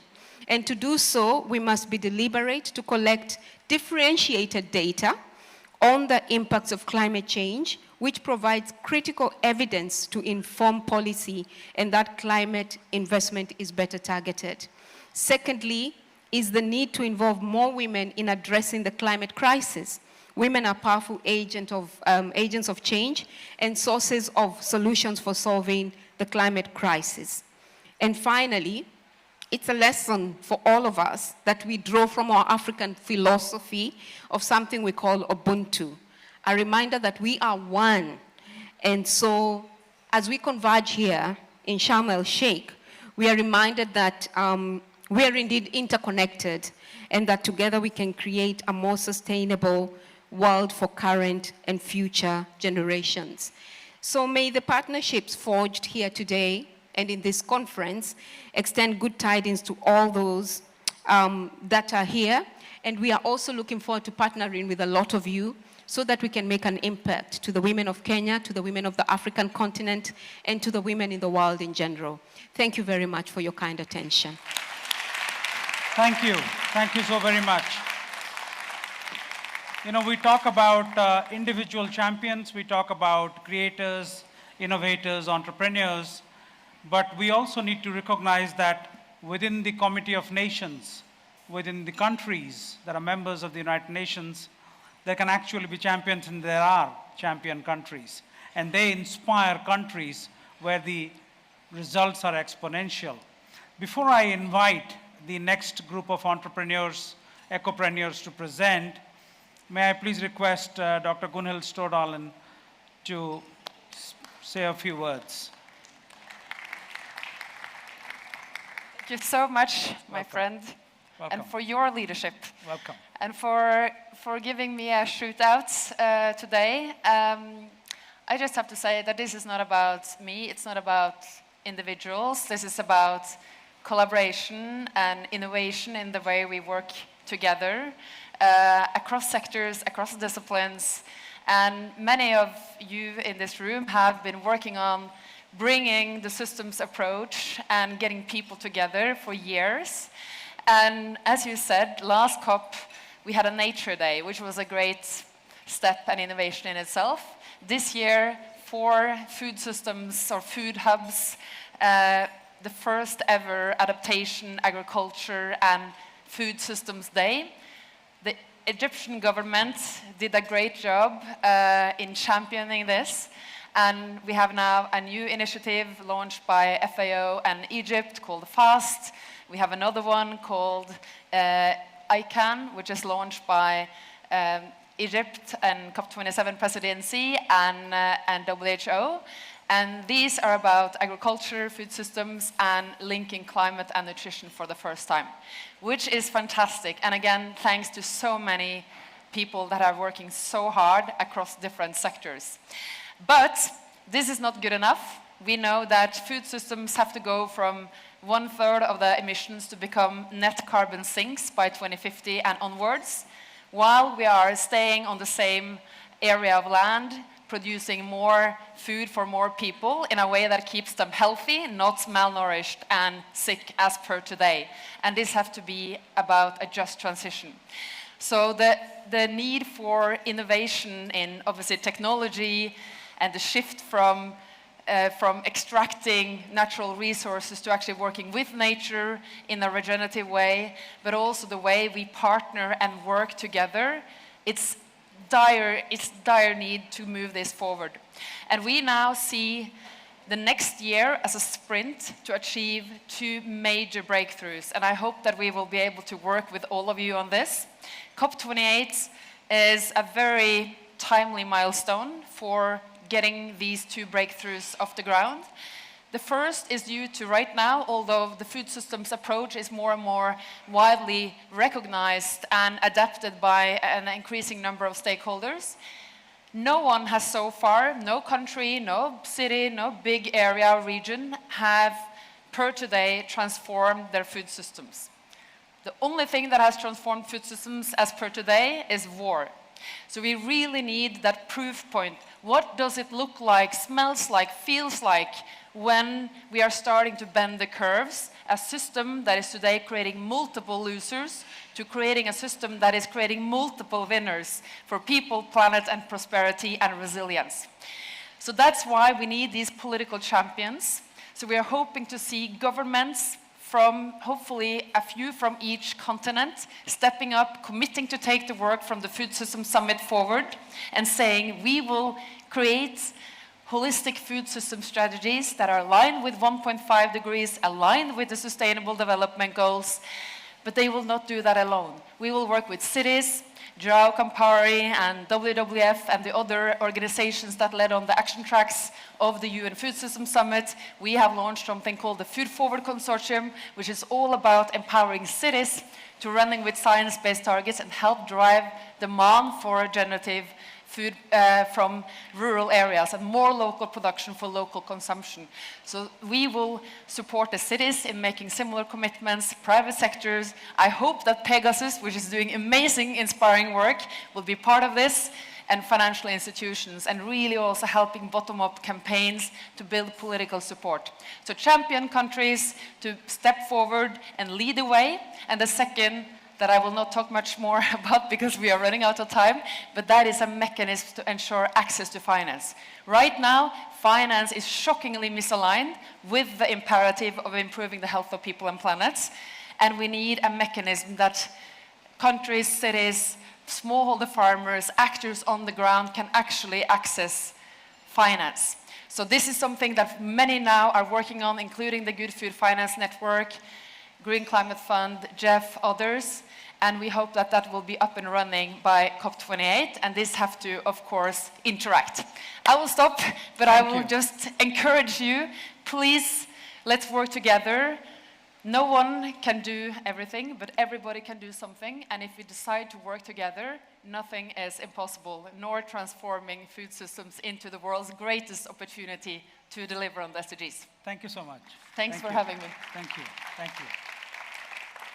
Well said, Gunil. Everybody can't do everything, but everybody can do something, and when everybody does something, that can actually total up to everything. So we're getting to everything, but in a different way. Thank you. Thank you so much. With that, let me invite our next batch of presenters, great ecopreneurs, and we'll welcome them one by one. Sorry. Go ahead. Have a seat.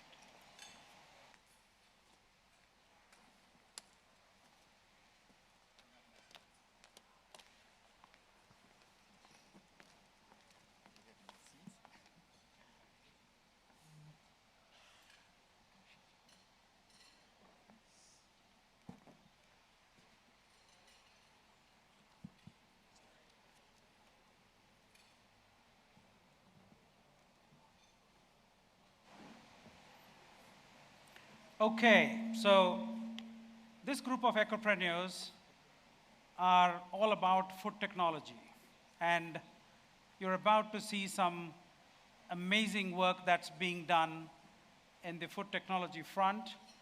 I don't want to, I'm not really moderating the session. We'll just be inviting them one by one. So I'll just let the whole session play itself out. They'll come up one by one, present, and then go back to their seats.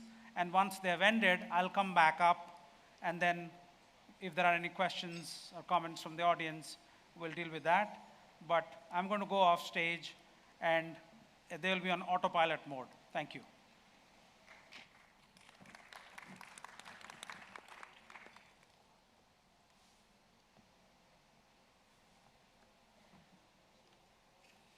Ladies and gentlemen, it's an honor to be speaking here with you today. My name is David Booker, and I'm the founder and CEO of US-Australian food tech startup Change Foods. My background is actually in aerospace engineering and aviation, having worked at Boeing previously for over 13 years in Australia.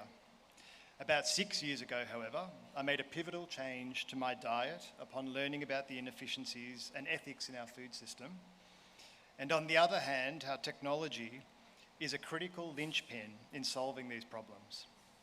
Technology got us into this mess, and I believe technology will get us out of it. Needless to say, I was hooked and found myself on an entirely new trajectory for my life's work, passion, and purpose. In 2017, I left aerospace and helped start a not-for-profit organisation called Food Frontier, which is Australia and New Zealand's leading think tank and industry accelerator for alternative proteins. I also worked within the food industry for several years. In 2020, I then founded Change Foods, which is recreating animal-free dairy by leveraging precision fermentation technology, starting with cheese. I'll explain this in more detail later. In February, Bloomberg broke news of our record seed round that included strategic partnerships with Upfield, which is the owner of the world's largest plant-based cheese brand, ViaLife, food conglomerate Sigma Foods in Mexico, and Orkla Foods in Scandinavia. I'm also very excited to share that just last month we announced our plans to build our cutting-edge global manufacturing facility at Kezard, a leading economic zone in Abu Dhabi, as well as our participation in the UAE Ministry of Economy's Next-Gen FDI program. This site is planned to have up to 1.2 million litres of fermentation capacity and will produce the equivalent output of 10,000 dairy cows, effectively creating dairy in the desert. But let's begin by stepping back a little to provide an overview of these categories within emerging proteins. I use the term meat for simplicity, but it can also apply to seafood, eggs, and dairy. I'm sure you've all heard of and hopefully even eaten some plant-based products. These are produced directly from plants or fungi. Instead of relying on an animal to convert plants into meat, it can be made more efficiently by skipping the animal altogether and turning the plant ingredients directly into meat. Fermentation is a powerful, flexible process for using microorganisms to produce alternative proteins or other ingredients. Fermentation has been used in food production for millennia, from such things as yogurt and cheese to beer. Over the past century, the role of fermentation has expanded to a much broader range of applications, categorized into three main areas, including traditional fermentation, biomass fermentation, and precision fermentation, which is what we're using at Change Foods. Cultivated meat is meat produced directly from cells. The process of cultivating meat uses the basic elements needed to build muscle and fat and enables the same biological process that happens inside an animal. Cultivated meat is identical to conventional meat at the cellular level. There are no surprises that we're on the cusp of a major revolution in food. According to the Boston Consulting Group, by 2035, 11% of all the meat, seafood, eggs, and dairy eaten around the globe is very likely to be alternative. With a push from regulators, government support, and step changes in technology, this number could reach as high as 22% in 2035. By then, Europe, North America, and Australia will have reached the point of peak meat, and consumption of animal proteins will begin to decline. Looking at the breakdown on the right, over 55% of this growth is coming from milk and dairy alternatives alone. But why is this all happening? What forces are driving this move into alternative proteins?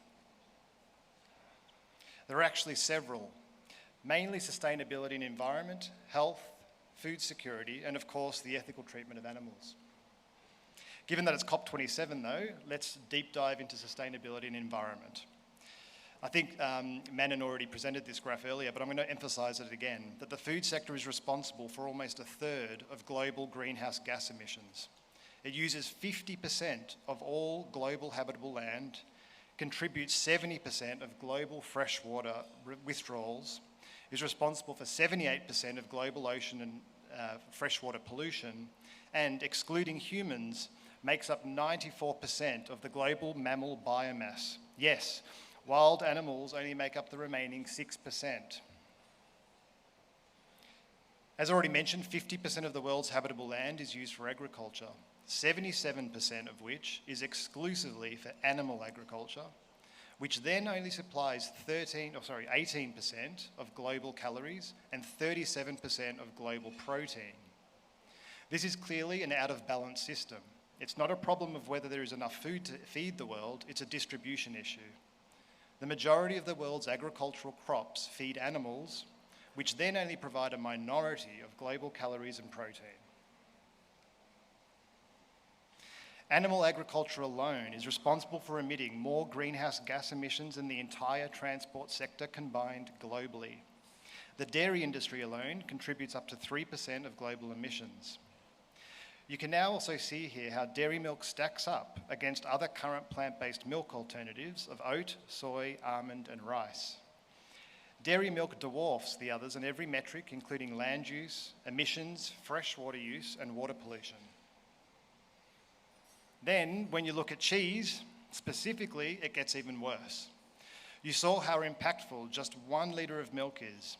Now, when you consider that you require up to 10 litres of milk to produce just 1 kilogram of cheese, then you can compound all of these factors by 10. That's why cheese alone is the 3rd largest greenhouse gas emitter of all food products per kilogram behind beef and lamb. It's also responsible for third in land use and is the largest freshwater consumer of all food products by at least a factor of 2. And this is where Change Food steps in. We use a novel approach leveraging precision fermentation. This allows us to produce bioidentical dairy proteins without the use of animals at all. We do so by encoding dairy genes into microorganisms, like yeast or bacteria, and then ferment them in very controlled conditions with nutrients and sugar. During fermentation, these unique dairy-producing microbes create proteins identical to those found in cow's milk. Lastly, these proteins are then purified and filtered into a pure isolate that can be used to create our favourite dairy products such as cheese, yogurt, and ice cream.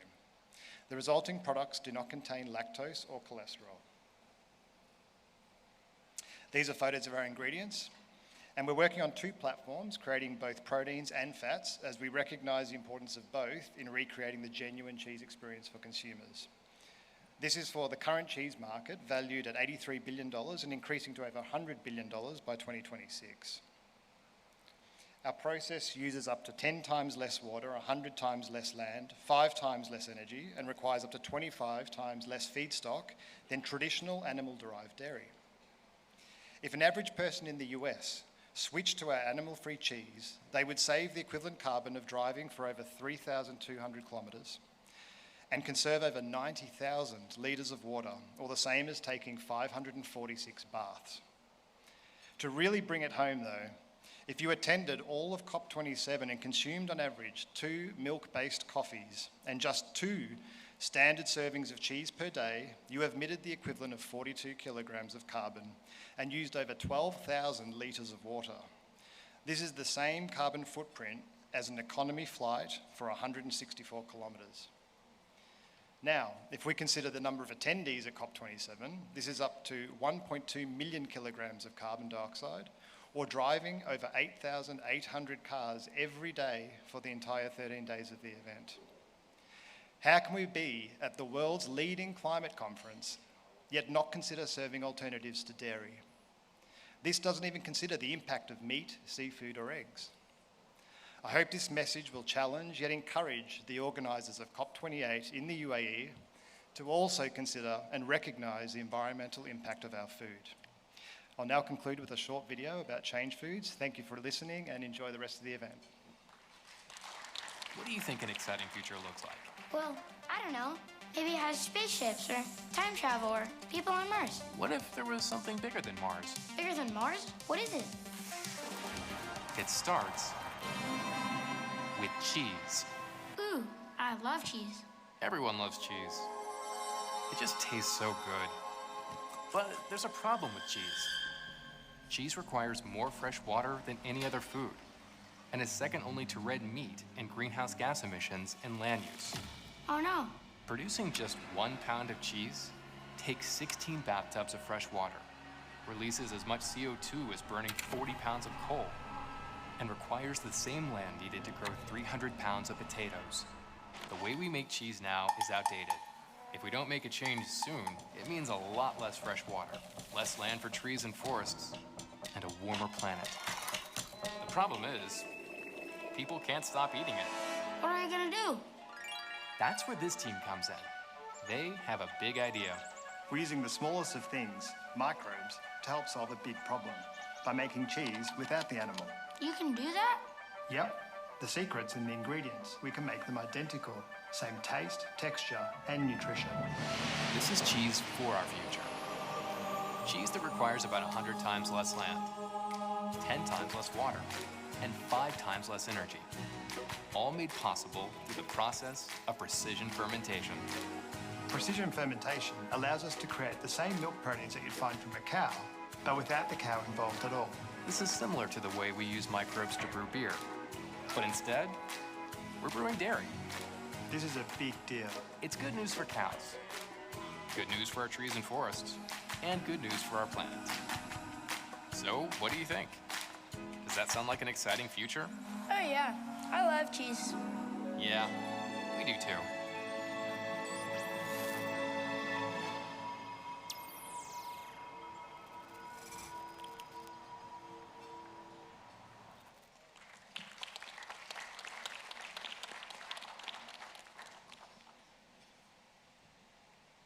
Hello, I'm Robert. I'm one of the founders of CLIM. We are a startup helping farmers to transition to regenerative agriculture at speed and at scale, and that's our mission and our purpose. The reason we're doing that because agriculture is in crisis, as we all know. There's increasing climate impact, there's rising input prices, there's increasingly tougher regulation, and there's also a growing population we need to feed. And the answer to solving these problems, to a large degree, lies in our soils. It's the foundation for all life on Earth. Tragically, if we look at our soils today, they have lost a large amount of their carbon stock. Estimates say that we have lost around 50% of soil organic carbon worldwide. On this map, what you see there everywhere where it's yellow or red means we have lost soil organic carbon. And we have, since the beginning of modern agriculture, blown around 500 billion tons of CO2 into the atmosphere through agriculture. There's good news, as you all know, we can reverse this process through regenerative agriculture. Regenerative agriculture is a form of agriculture that restores soil health, makes soils more resilient, and is basically based around a range of regenerative principles, such as, for example, increasing soil coverage, having permanent root penetration, and so forth. The benefits of regenerative agriculture are far-reaching. I am, through buildup of soil organic carbon, improving the water retention rate in the soils, and therefore I'm reducing crop loss in times of droughts. I'm also improving biodiversity. I'm able to, as a farmer, gradually reduce my dependency on input, for example, nitrogen fertilizer, and therefore I can reduce emissions. And also, which you all know, we can actually reduce the CO2 emissions on the farm level and actually sequester CO2 from the atmosphere. Estimates range up to 11 billion tons of CO2 we can sequester each year if we roll out regenerative practices globally. With all these benefits, you're probably wondering why we are not doing it at scale already. And that's the question we asked ourselves at CLIM. We asked, what are the main barriers to entry for farmers? On the one hand, it's been talked about a lot today already, there's lack of finance. That's not surprising. But there's also a fundamental lack of know-how. Whilst all farmers know what a cover crop or a catch crop is, few know actually which one is the best suited for their crop rotation or their particular situation. And also farmers are facing a crisis of meaning, essentially. What they're really wanting is, again, some appreciation by society, by the community for the work they do. And we have decided with CLIM, if we would like to actually create systemic change, we need to solve all these challenges in a systematic approach. And that's what we're actually doing.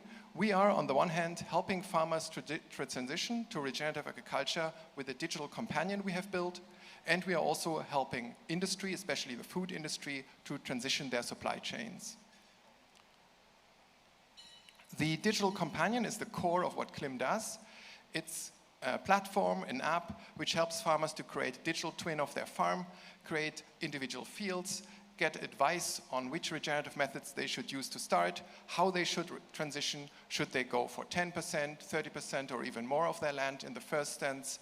And we quantify the ecosystem services and benefits the farmer creates, both in terms of soil organic carbon built up, but also in terms of biodiversity. We also give the farmer access to personalized know-how of how to actually optimize the performance, because it's not only about verifying that a farmer is transitioning, it's to motivate farmers and increase the amount of transition a farmer is actually performing. And the app also enables farmers to become part of a community where they can exchange ideas with one another.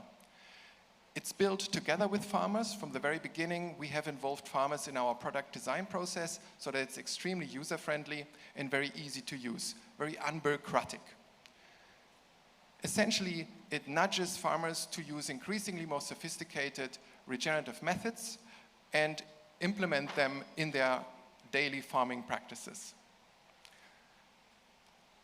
In the end, we work together with the food industry. So that's the business model of CLIM.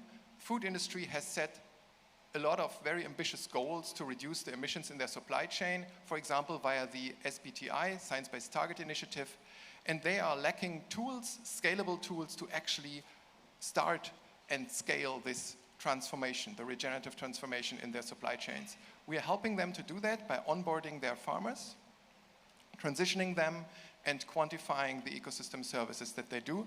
This can be used then by the food companies for the internal reporting and also for creating benefits that go far beyond climate benefits. It's about securing the operability of their supply chains, making the farmers actually stick to those practices, improving the loyalty of the farmers to their supply chains, and also reducing the risk of crop loss.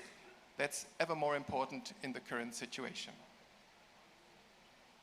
We also enable companies to offset their emissions. For example, food companies would like to support farmers with a label we have developed. In this way, they generate awareness for regenerative agriculture, and farmers are being represented in society as essentially heroes for climate change, and that gives them some of the recognition that they desire. So far, the feedback from the farmers is really fantastic. We see that they really love the way the app is designed. It's very unbureaucratic. My favorite quote from a farmer is, "This is shockingly unbureaucratic." That says it all. And they also love that they're being represented in society as climate heroes.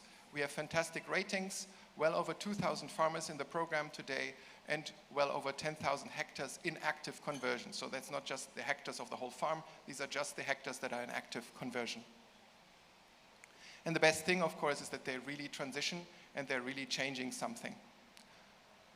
We also see more and more food companies joining our mission and using the CLIM label to increase the awareness of consumers for the regenerative transition, for the regenerative movement. And that's basically all we need. We need to work all together. It's been said many times beforehand, and we are very looking forward to having lots of interesting discussions afterwards. Thank you.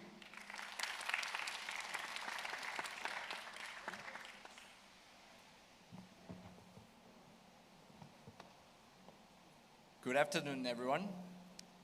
My name is Jianyu Huang, and I'm here with the other co-founder, Michelle Lee. She will take care of the panel discussion later. We are the founder of Lipid, which is a US-based food tech startup making fat alternatives. We are a group of scientists with strong initiative to build a more sustainable food system. And we all know that food is strongly associated with our climate change, the nutrition, the waste, and also like the food security. It impacts in a lot of different dimensions. And today I'm going to share with you 3 insights and efforts that we have made. The first one is fat is really critical. Lipids, fats, and oils is actually in all kinds of foods. So look at the lunch that you have right now. Fat is the largest part in the spreads on your like bread, like butter. Fat is the second largest component in the meat products. Like 40% of burger is fat. 60% of it is in a steak. And if you look at it in the dessert, in the confectionery industry, the dairy, baking industry, and also beverage, fat all plays a really critical role. And that's how we created and co-founded Lipid, because current plant-based fat solution doesn't perform like animal fats. What I mean is plant-based fat just doesn't taste as well and tasty as animal fat. So this brings to our second point that we want to share. We use a plant-based fat we created that can really perform and mimic the functionalities of animal fat. in terms of texture, mouthfeel, transfer of flavors, and also the cooking behavior of it. So I want to show you some examples over here with our examples that we are making recently. You can see that we make a juicy and crispy bacon with our fat solution, which we enable because we can make fat stable under cooking temperature. And it's very hard to achieve without those technology. And another example that we make is we make a creamy butter with plant ingredients without animals. And at the same time, it actually also with better nutritional profile. So we reduce a lot of saturated fat in those butter and spread applications. And this really makes a very important impact in creating new product type in all kind of alternative food system. And this brings me to my third point that I want to share today, is that it really works. So with our solution and innovation, we actually reduce, compared to animal fat production process, we reduce 90% of greenhouse gas emissions. We reduce like 80% of land use, and also we reduce 90% in saturated fat. This means that we present a way that we can bring our food system to the next level at the same time with one solution, which is a fat alternative. And last, I want to share with you a real case study that we co-launched a burger patty, plant-based burger patties featuring our fat several months ago in East Asia. So we partnered with one of the largest coffee chain store called Louisa Coffee. So we brought the product into more than 550 coffee chains, coffee shops. And in this single partnership, in our calculation, we reduced 2,600 tons of greenhouse gas emission by serving plant-based meat in the coffee chains. And this number is equivalent to driving 10 million kilometers of a car, right? So I still remember when I was small, my parents always educate me that we should turn off the lights, turn off the AC to save the energy and to save the planet. I think it's also the same thing for the food system. Like, we can all do something, right? Look at the plate, like the plate you have right now.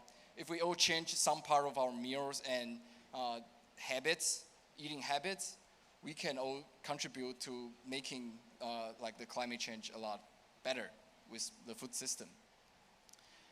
And that's our belief. So in Lipids, we want to create a sustainable, tasty, and healthy food and system. And we think we can keep doing it and bring this new solution to the sector and keep pioneering in this field. Thanks.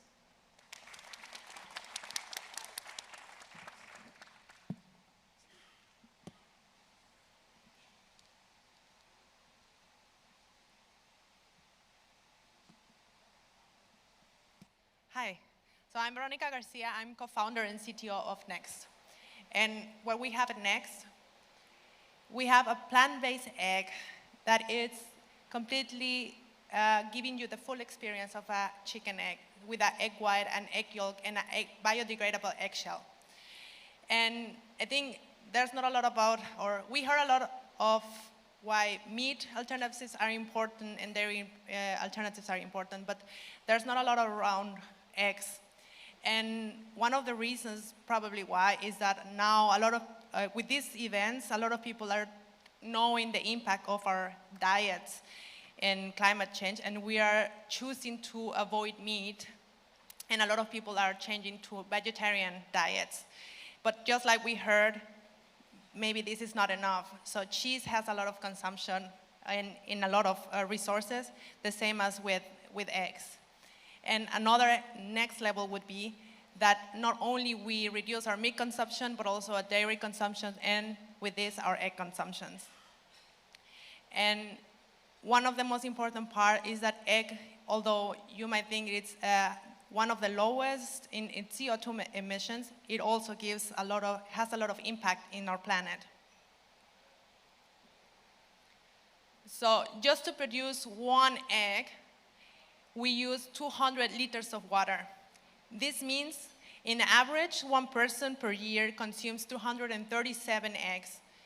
This would be that we are using 40 liters of water for one person just to get eggs on your plate.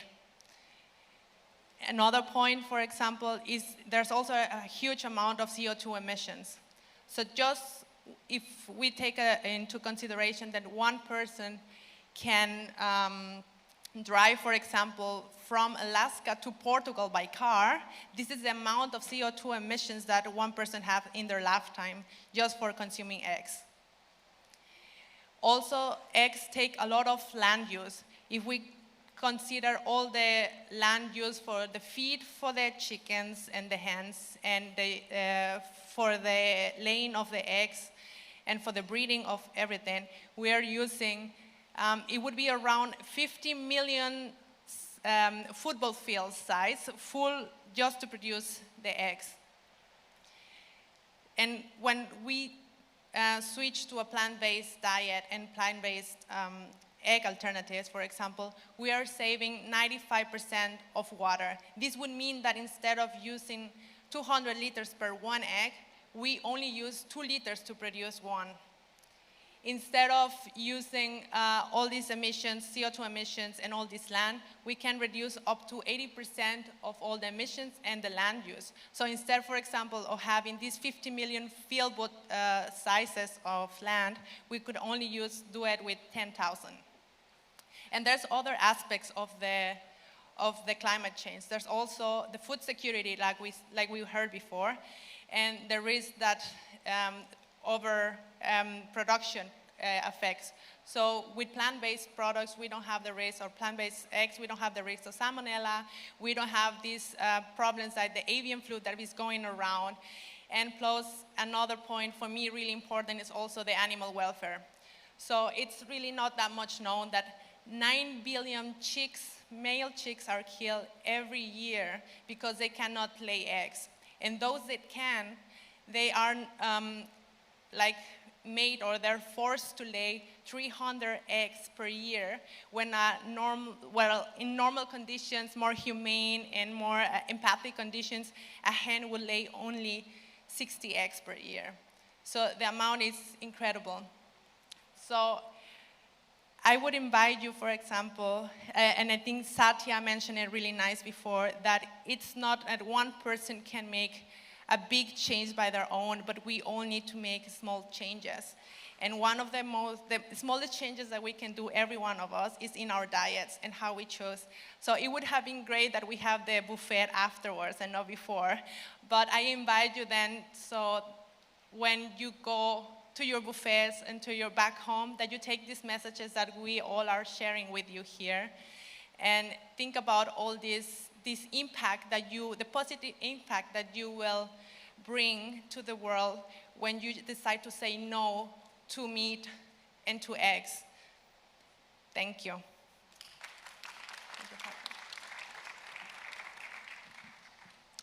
Good afternoon, everyone. My name is Alan Ramos, and I am the founder and CEO at Libre Foods. First of all, I'm an environmentalist. Secondly, I'm a vegan. And because of these two things, I'm a social entrepreneur. Now, due to these convictions, I've made it my life's work, my life's mission, to turn our daily food choices into tools to create a future where our survival as humanity is no longer at stake. Now, in this case, through a company called Libre Foods, a climate-driven company based in Barcelona, making meat out of mushrooms. Now, if it hasn't been clear already through my colleagues today, we need to understand that animal consumption is eating our planet.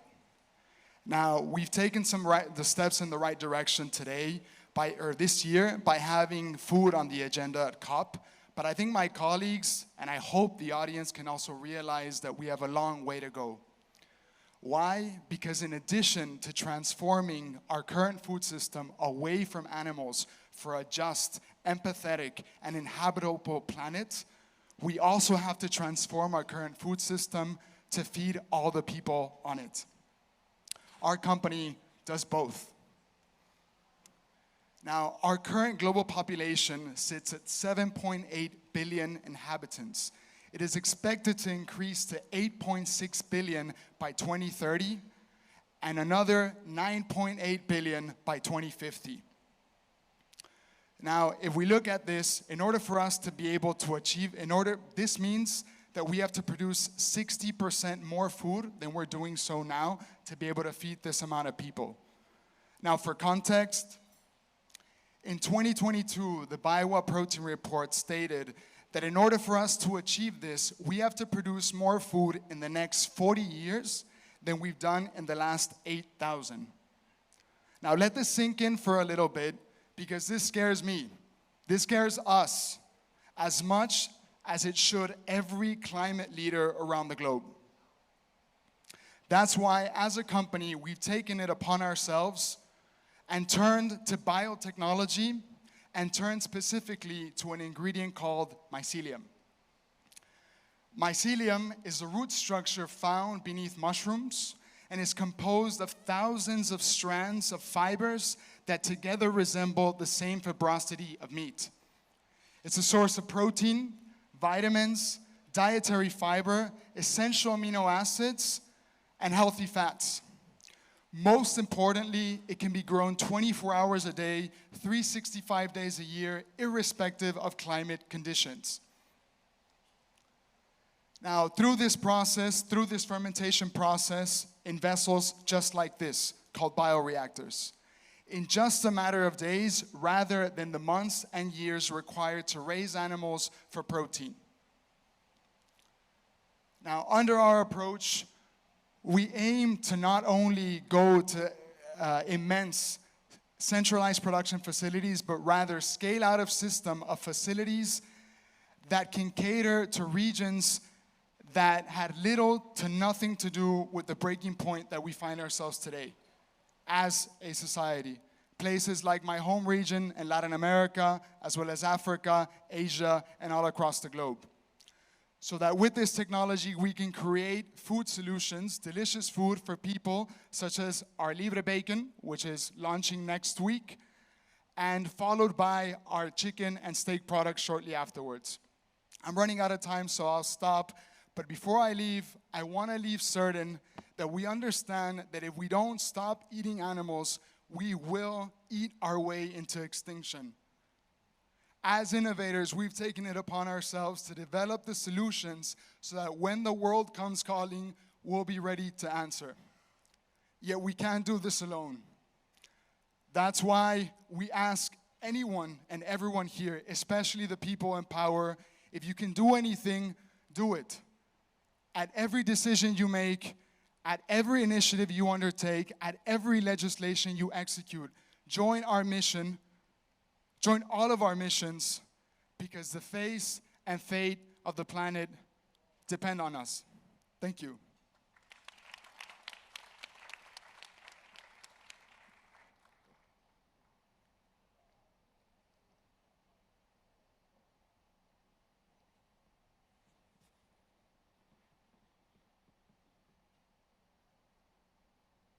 Hi, my name is Valerie Hensen. I'm from Munich, and I'm the co-founder and co-CEO of VecDog.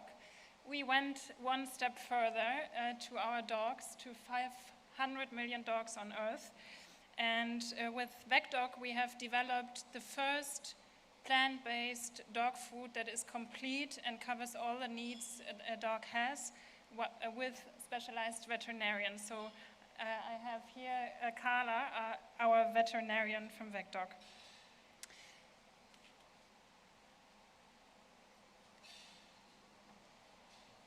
So besides the general trend towards plant-based alternatives, there are some main factors that are supporting this trend for dogs too.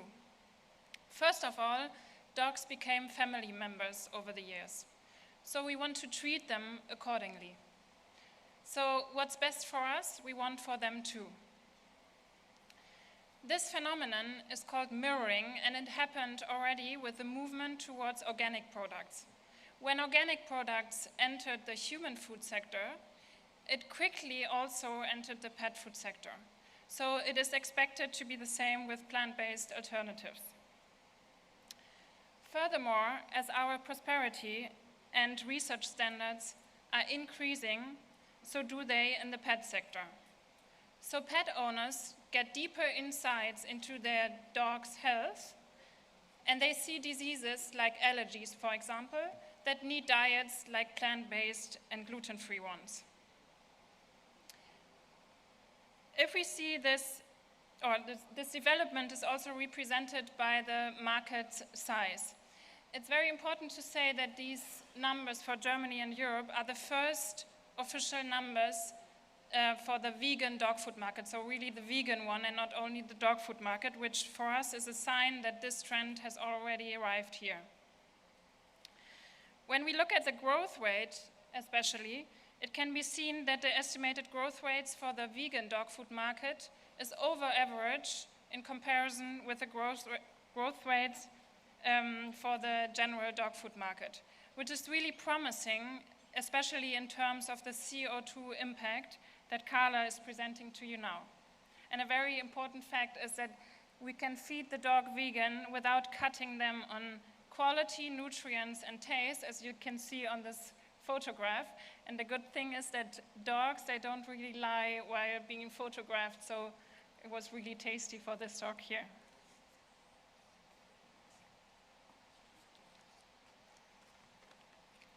Yeah, so how can vegan dog food contribute to saving the climate? Well, based on an LCA case study by the University of Berlin, one standardized dog emits as much as 630 kilograms of CO2 equivalent every single year. And 90% of those CO2 emissions are actually caused by the meat-based diet. According to an estimation by the same institute, these emissions can be reduced about 34% simply by switching the dog to a plant-based diet. Now, to make a more realistic scenario, we calculated with a 50% plant-based diet, and that already results in annual CO2 savings of about 100 kilograms of CO2 equivalents for just one dog. Transferred to the 500 million companion dogs worldwide, we can potentially save 50 million tons of CO2 equivalents simply by switching them to 50% plant-based feed.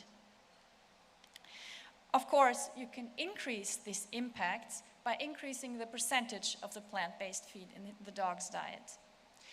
We chose our variables rather conservatively, especially the 34% can go as high as 70% if you look at plant-based dry food, for example.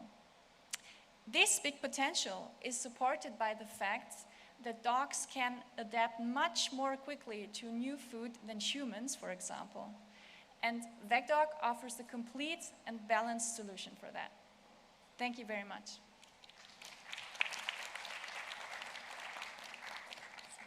Thank you very much. I would have loved to have a bit of a question and answer, but unfortunately we're running out of time, and it is very important to finish on time. So, because I know how busy all of you are, you have another meeting and another bilateral, so I really don't want to hold you here beyond 2 p.m. as we had promised. So thank you to our wonderful presenters. We've already seen a lot of interest among the investors, so more power to you in scaling and taking these ideas across the planet. Thank you so much. Thank you. So if I may invite now the founder and CEO of the Climate Bonds Initiative on stage to give us a dose of reality as to, we've talked a lot about finance, and is finance really moving, and if it isn't, why? And so none other than Sean Kidney, the champion. Sean, the floor is yours. Thank you, Satya. I hope you can hear me. Hey, something works. Well, first, I want to acknowledge something. I was wondering why, when I was feeling bleak and depressed last Monday about the latest UN reports, why by Tuesday evening I felt a surge of optimism. And I realized it's because we're in a place where there are 35,000 people all talking about how to fix the planet. You know, this is something special. This is something extraordinary. We need to savor that. We need to make sure that becomes a feature of our lives. But let me go back to the bad news for a minute. You know we've lost the fight against climate change. You know that 1.5 degrees is a given now, probably in the next 3 to 4 years. And our challenge now is to hold temperatures to a reasonable level and then get them down again with sequestration. That's direct air capture, that's reforestation, and of course soil-based sequestration, changes of agriculture. Let's be clear about that. There is no way we are avoiding climate change. We're in the middle of climate change impacts. And you've seen the stuff last summer. And understand that what we're feeling, what we're experiencing around the world as climate change is because of emissions from 30 years ago, because the latency effect. And we've put in more emissions since then than we put in the atmosphere in the previous 150 years. So we've got another 30 years of pretty ugly climate change, even if we stop emissions cold dead tomorrow morning at 9 o'clock. Bear that in mind. That means we need a resilience agenda. We need to be very aggressive about how we prepare our societies. And it's not just physical resilience and agricultural resilience, because climatic zones are going to change. Places we grow maize now are not going to be able to grow maize in the future. But it's also social and economic resilience, and of course, ecosystem resilience. We are in the middle of the 6th great extinction. This time we've created it. We kind of need to fix that super fast because we're making our ecosystem even more fragile as we're creating more shocks, which every few years will test it. That's the bad news. The mitigation agenda is now a race to avoid utter catastrophe. It's not a race to avoid catastrophe, I'm sorry to have to say. We will see large-scale loss of life in the next 20 years. That is a feature of the world we have created. We can't avoid that anymore. But if we don't get emissions down to a manageable level, we will see runaway climate change, 6 to 7 to 8 degrees warming on average, 10 degrees to 11 degrees on land, and that's a world that we're not sure humans can live in. In fact, we're reasonably sure humans can't live in, based on our past experience. We're already in a world of the highest concentration of GHGs than humans have ever experienced. Bad news. Of course, there is good news. Otherwise, I wouldn't be here. We know what the solutions are. We've got a few solutions. We had a few solutions earlier. It's not just in land use. It's in energy. We know clearly what to do. And in fact, we've had so much success in some things because of strong state action in Germany in 2001, thanks to a Greens government, and then China from 2006 onwards, we've driven down the cost of renewables, and that's playing out around the world. Low-cost renewable in Saudi is now down to 1 cent a kilowatt hour. In India, it's 2.5 cents a kilowatt hour, and coal-fired power plants are 6.5 cents a kilowatt hour. So why is Adani still building the last few ones? I think even they know they're going to be stranded assets. We've got to win there. Electric vehicles, because of cheap energy, clean energy. Hydrogen, we're going to see an extraordinary hydrogen revolution next few years. Trillions of investments, purely because renewable energy costs have dropped like a stone, and other costs. So we've got some wins happening. But in the solutions that we now need to look at in the global system, we need to think much more systemically about acupuncture points. Food, cost, and access, those things together are one acupuncture point. That's why this is so important.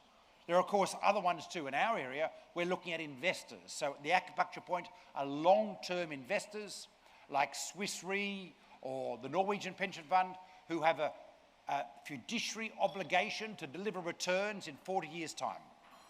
They understand climate change because they're actuaries, and actuaries read science. And they are aware that they have a real problem paying your pensions when you retire in 40 years' time. Well, whatever that might be. So they are keen to move. They are moving. There's $130 trillion of assets under management in this sector. And there are other sectors associated with it, like central banks or government treasuries. The money has shown it wants to move. In the market I work in, where I've worked with Satya in the past, around green bonds, sustainable bonds, we've grown from $3 billion global of issuance 11 years ago to $3 trillion now. and it's growing like a rocket. It's the fastest growing asset class on the planet. Why? Because of a very simple idea. We are not asking investors to take a risk for the planet because they've also got fiduciary obligations. They have got risk yield requirements. We're saying we will massage the financial returns to ensure you can get a reasonably equivalent investment with a bonus feature, a free set of steak knives, which happens to help save the planet. That's climate change investments. That's why green bonds have worked. It's a simple, simple idea. The proceeds go to investments material to addressing the Paris Climate Change Agreement. Now, of course, not so simple for how we get there, because that risk piece is a bit challenging. All these folks that are on the table, on the dais behind me, are high risk. They're all small, they're new, they're scary. There's no track record. Even in the industry, there's no track record. The dairy stuff sounds fantastic, but has there ever been a business like that before? Nada. That's why S&P can't give it a credit rating. That's why they're all like early stage Silicon Valley companies. So we've got to figure out how we bridge that gap. So there are a few ways we can do it, but the key point is we've got the attention of investors. There are some investors, high-risk investors, who are looking at this. We have venture capital funds being set up now, going, the amount of money that's gone to Beyond Meats and Impossible Meats is frankly slightly obscene. How do we do this? First, we need to be clear about what we need to do. This is what we're doing with taxonomies around the world. Science-based understanding of the nature of the ambition given the extraordinary challenge we faced. Make that simple, make that easy, and link that to the next thing, which is preferencing by governments and public sector institutions, incentives, risk capital, specialist risk capital. You know, the US economy was revived in 1940s, from 1947 onwards by the setting up of public sector venture capital funds, 50 of them, that took all the long-term risk, 10-year returns. Half of Apple's patents came from those public sector venture capital funds. We can do the same thing now in the green transition. And then we need to collaborate. We need collaboration on science. I had a presentation recently from a research centre in China about organic bacterial additives to science that avoid the need for pesticides and all sorts of other things. I'm thinking, why isn't the whole world testing this at the moment? Every country I go to, the same thing. Feedstocks for algae in Finland, dry rice research in the Philippines. We need trade windows that are green. If you've got a green thing recognised by China, the US and Europe, you get no tariffs. You get benefit to export-import bank loans, simple and easily. And we need collaboration on capital. We have that. The G20 has a Sustainable Finance Working Group. Guess who co-chairs? The US and China. While they're fighting like cats and dogs out the window, they are collaborating on sustainable finance. But we need to see more of that. That's the prescription. It's pretty easy, but the job is vast. We have 7 years to get emissions down. Everything has to be tried. Run, don't walk. Thank you. Thank you. Thank you, Sean. The right person to bring us back into why we are here today, to make sure that we walk away with the right message, with the right understanding of the humongous challenge that confronts humanity. But we are not done before we hear the voices of the youth. So let me invite Veena for a very brief, unfortunately we're running out of time, but we need to hear from the climate youth negotiators. So she's representing them here. Veena, you have the floor. Thank you, Satya. I was told before I came on stage that I have very little time, so I'm going to be very quick. Just wrapping up all of the conversations we heard today. I heard Sean say we need governance. We need to really tie everything together. We saw different sectors working on climate action. And in some way, all of this has to be fed into the institutional side of things, and which is what we're really doing. We're mobilizing young people as leaders, as climate negotiators, making sure that they are there at the tables where decisions are made, where their voices can be heard, so that they can bring in the diverse voices, perspectives from different sectors, from the grassroots, from the communities, and make sure that these are fed into the decision-making processes. And that's how we started working on this. And this year, we've got 27 countries, out of which 24 are from the global south, And we have trained 60 negotiators, out of which 55 are here in the blue zone, sitting in the negotiation rooms right now, really representing their countries, fighting for what we all want, making sure that their voices are heard at the decision-making tables. How we do this is by building capacity for them, not just thematic skills, technical skills as negotiators, but really giving them the confidence in the skills, the networks and everything that they need to be proper negotiators. But in addition to that, we really give them a community, so that they just don't feel alone when they're in these spaces, because it's a very lonely space. And it's also about who you know in these spaces than what you know. So these are some of the things that we do, in addition to making sure we're funding them, getting them on board, and bringing them to COPs itself. With that, I would like to say thank you, Satya, for being a part of our team, actually. He's been very supportive in sharing and ensuring that we have access to his network and really guiding us in the process. Yeah, thank you. Thank you, Veena. Thank you.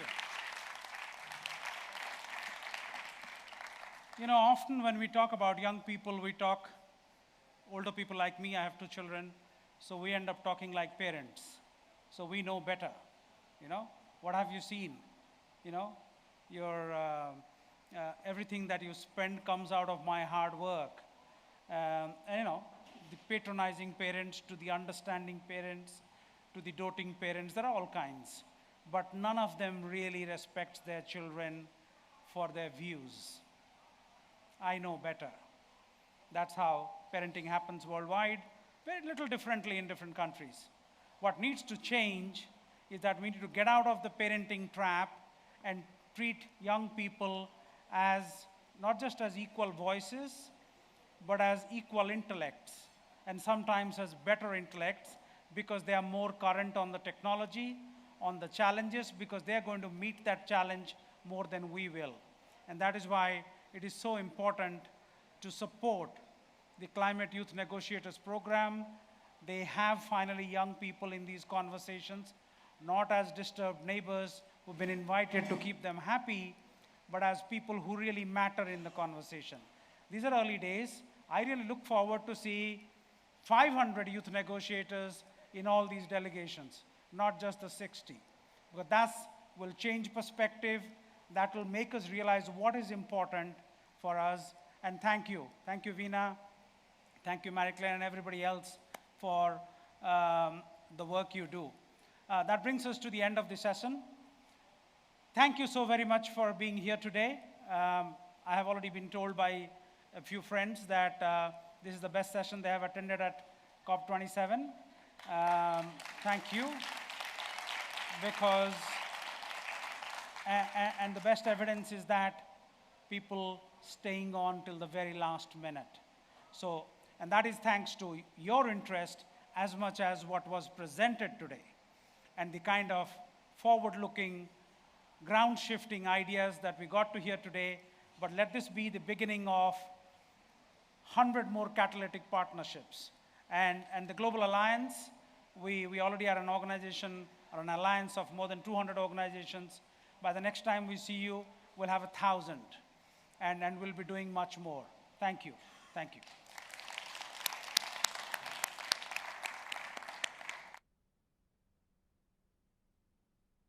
Maybe it has spaceships or time travel or people on Mars. What if there was something bigger than Mars? Bigger than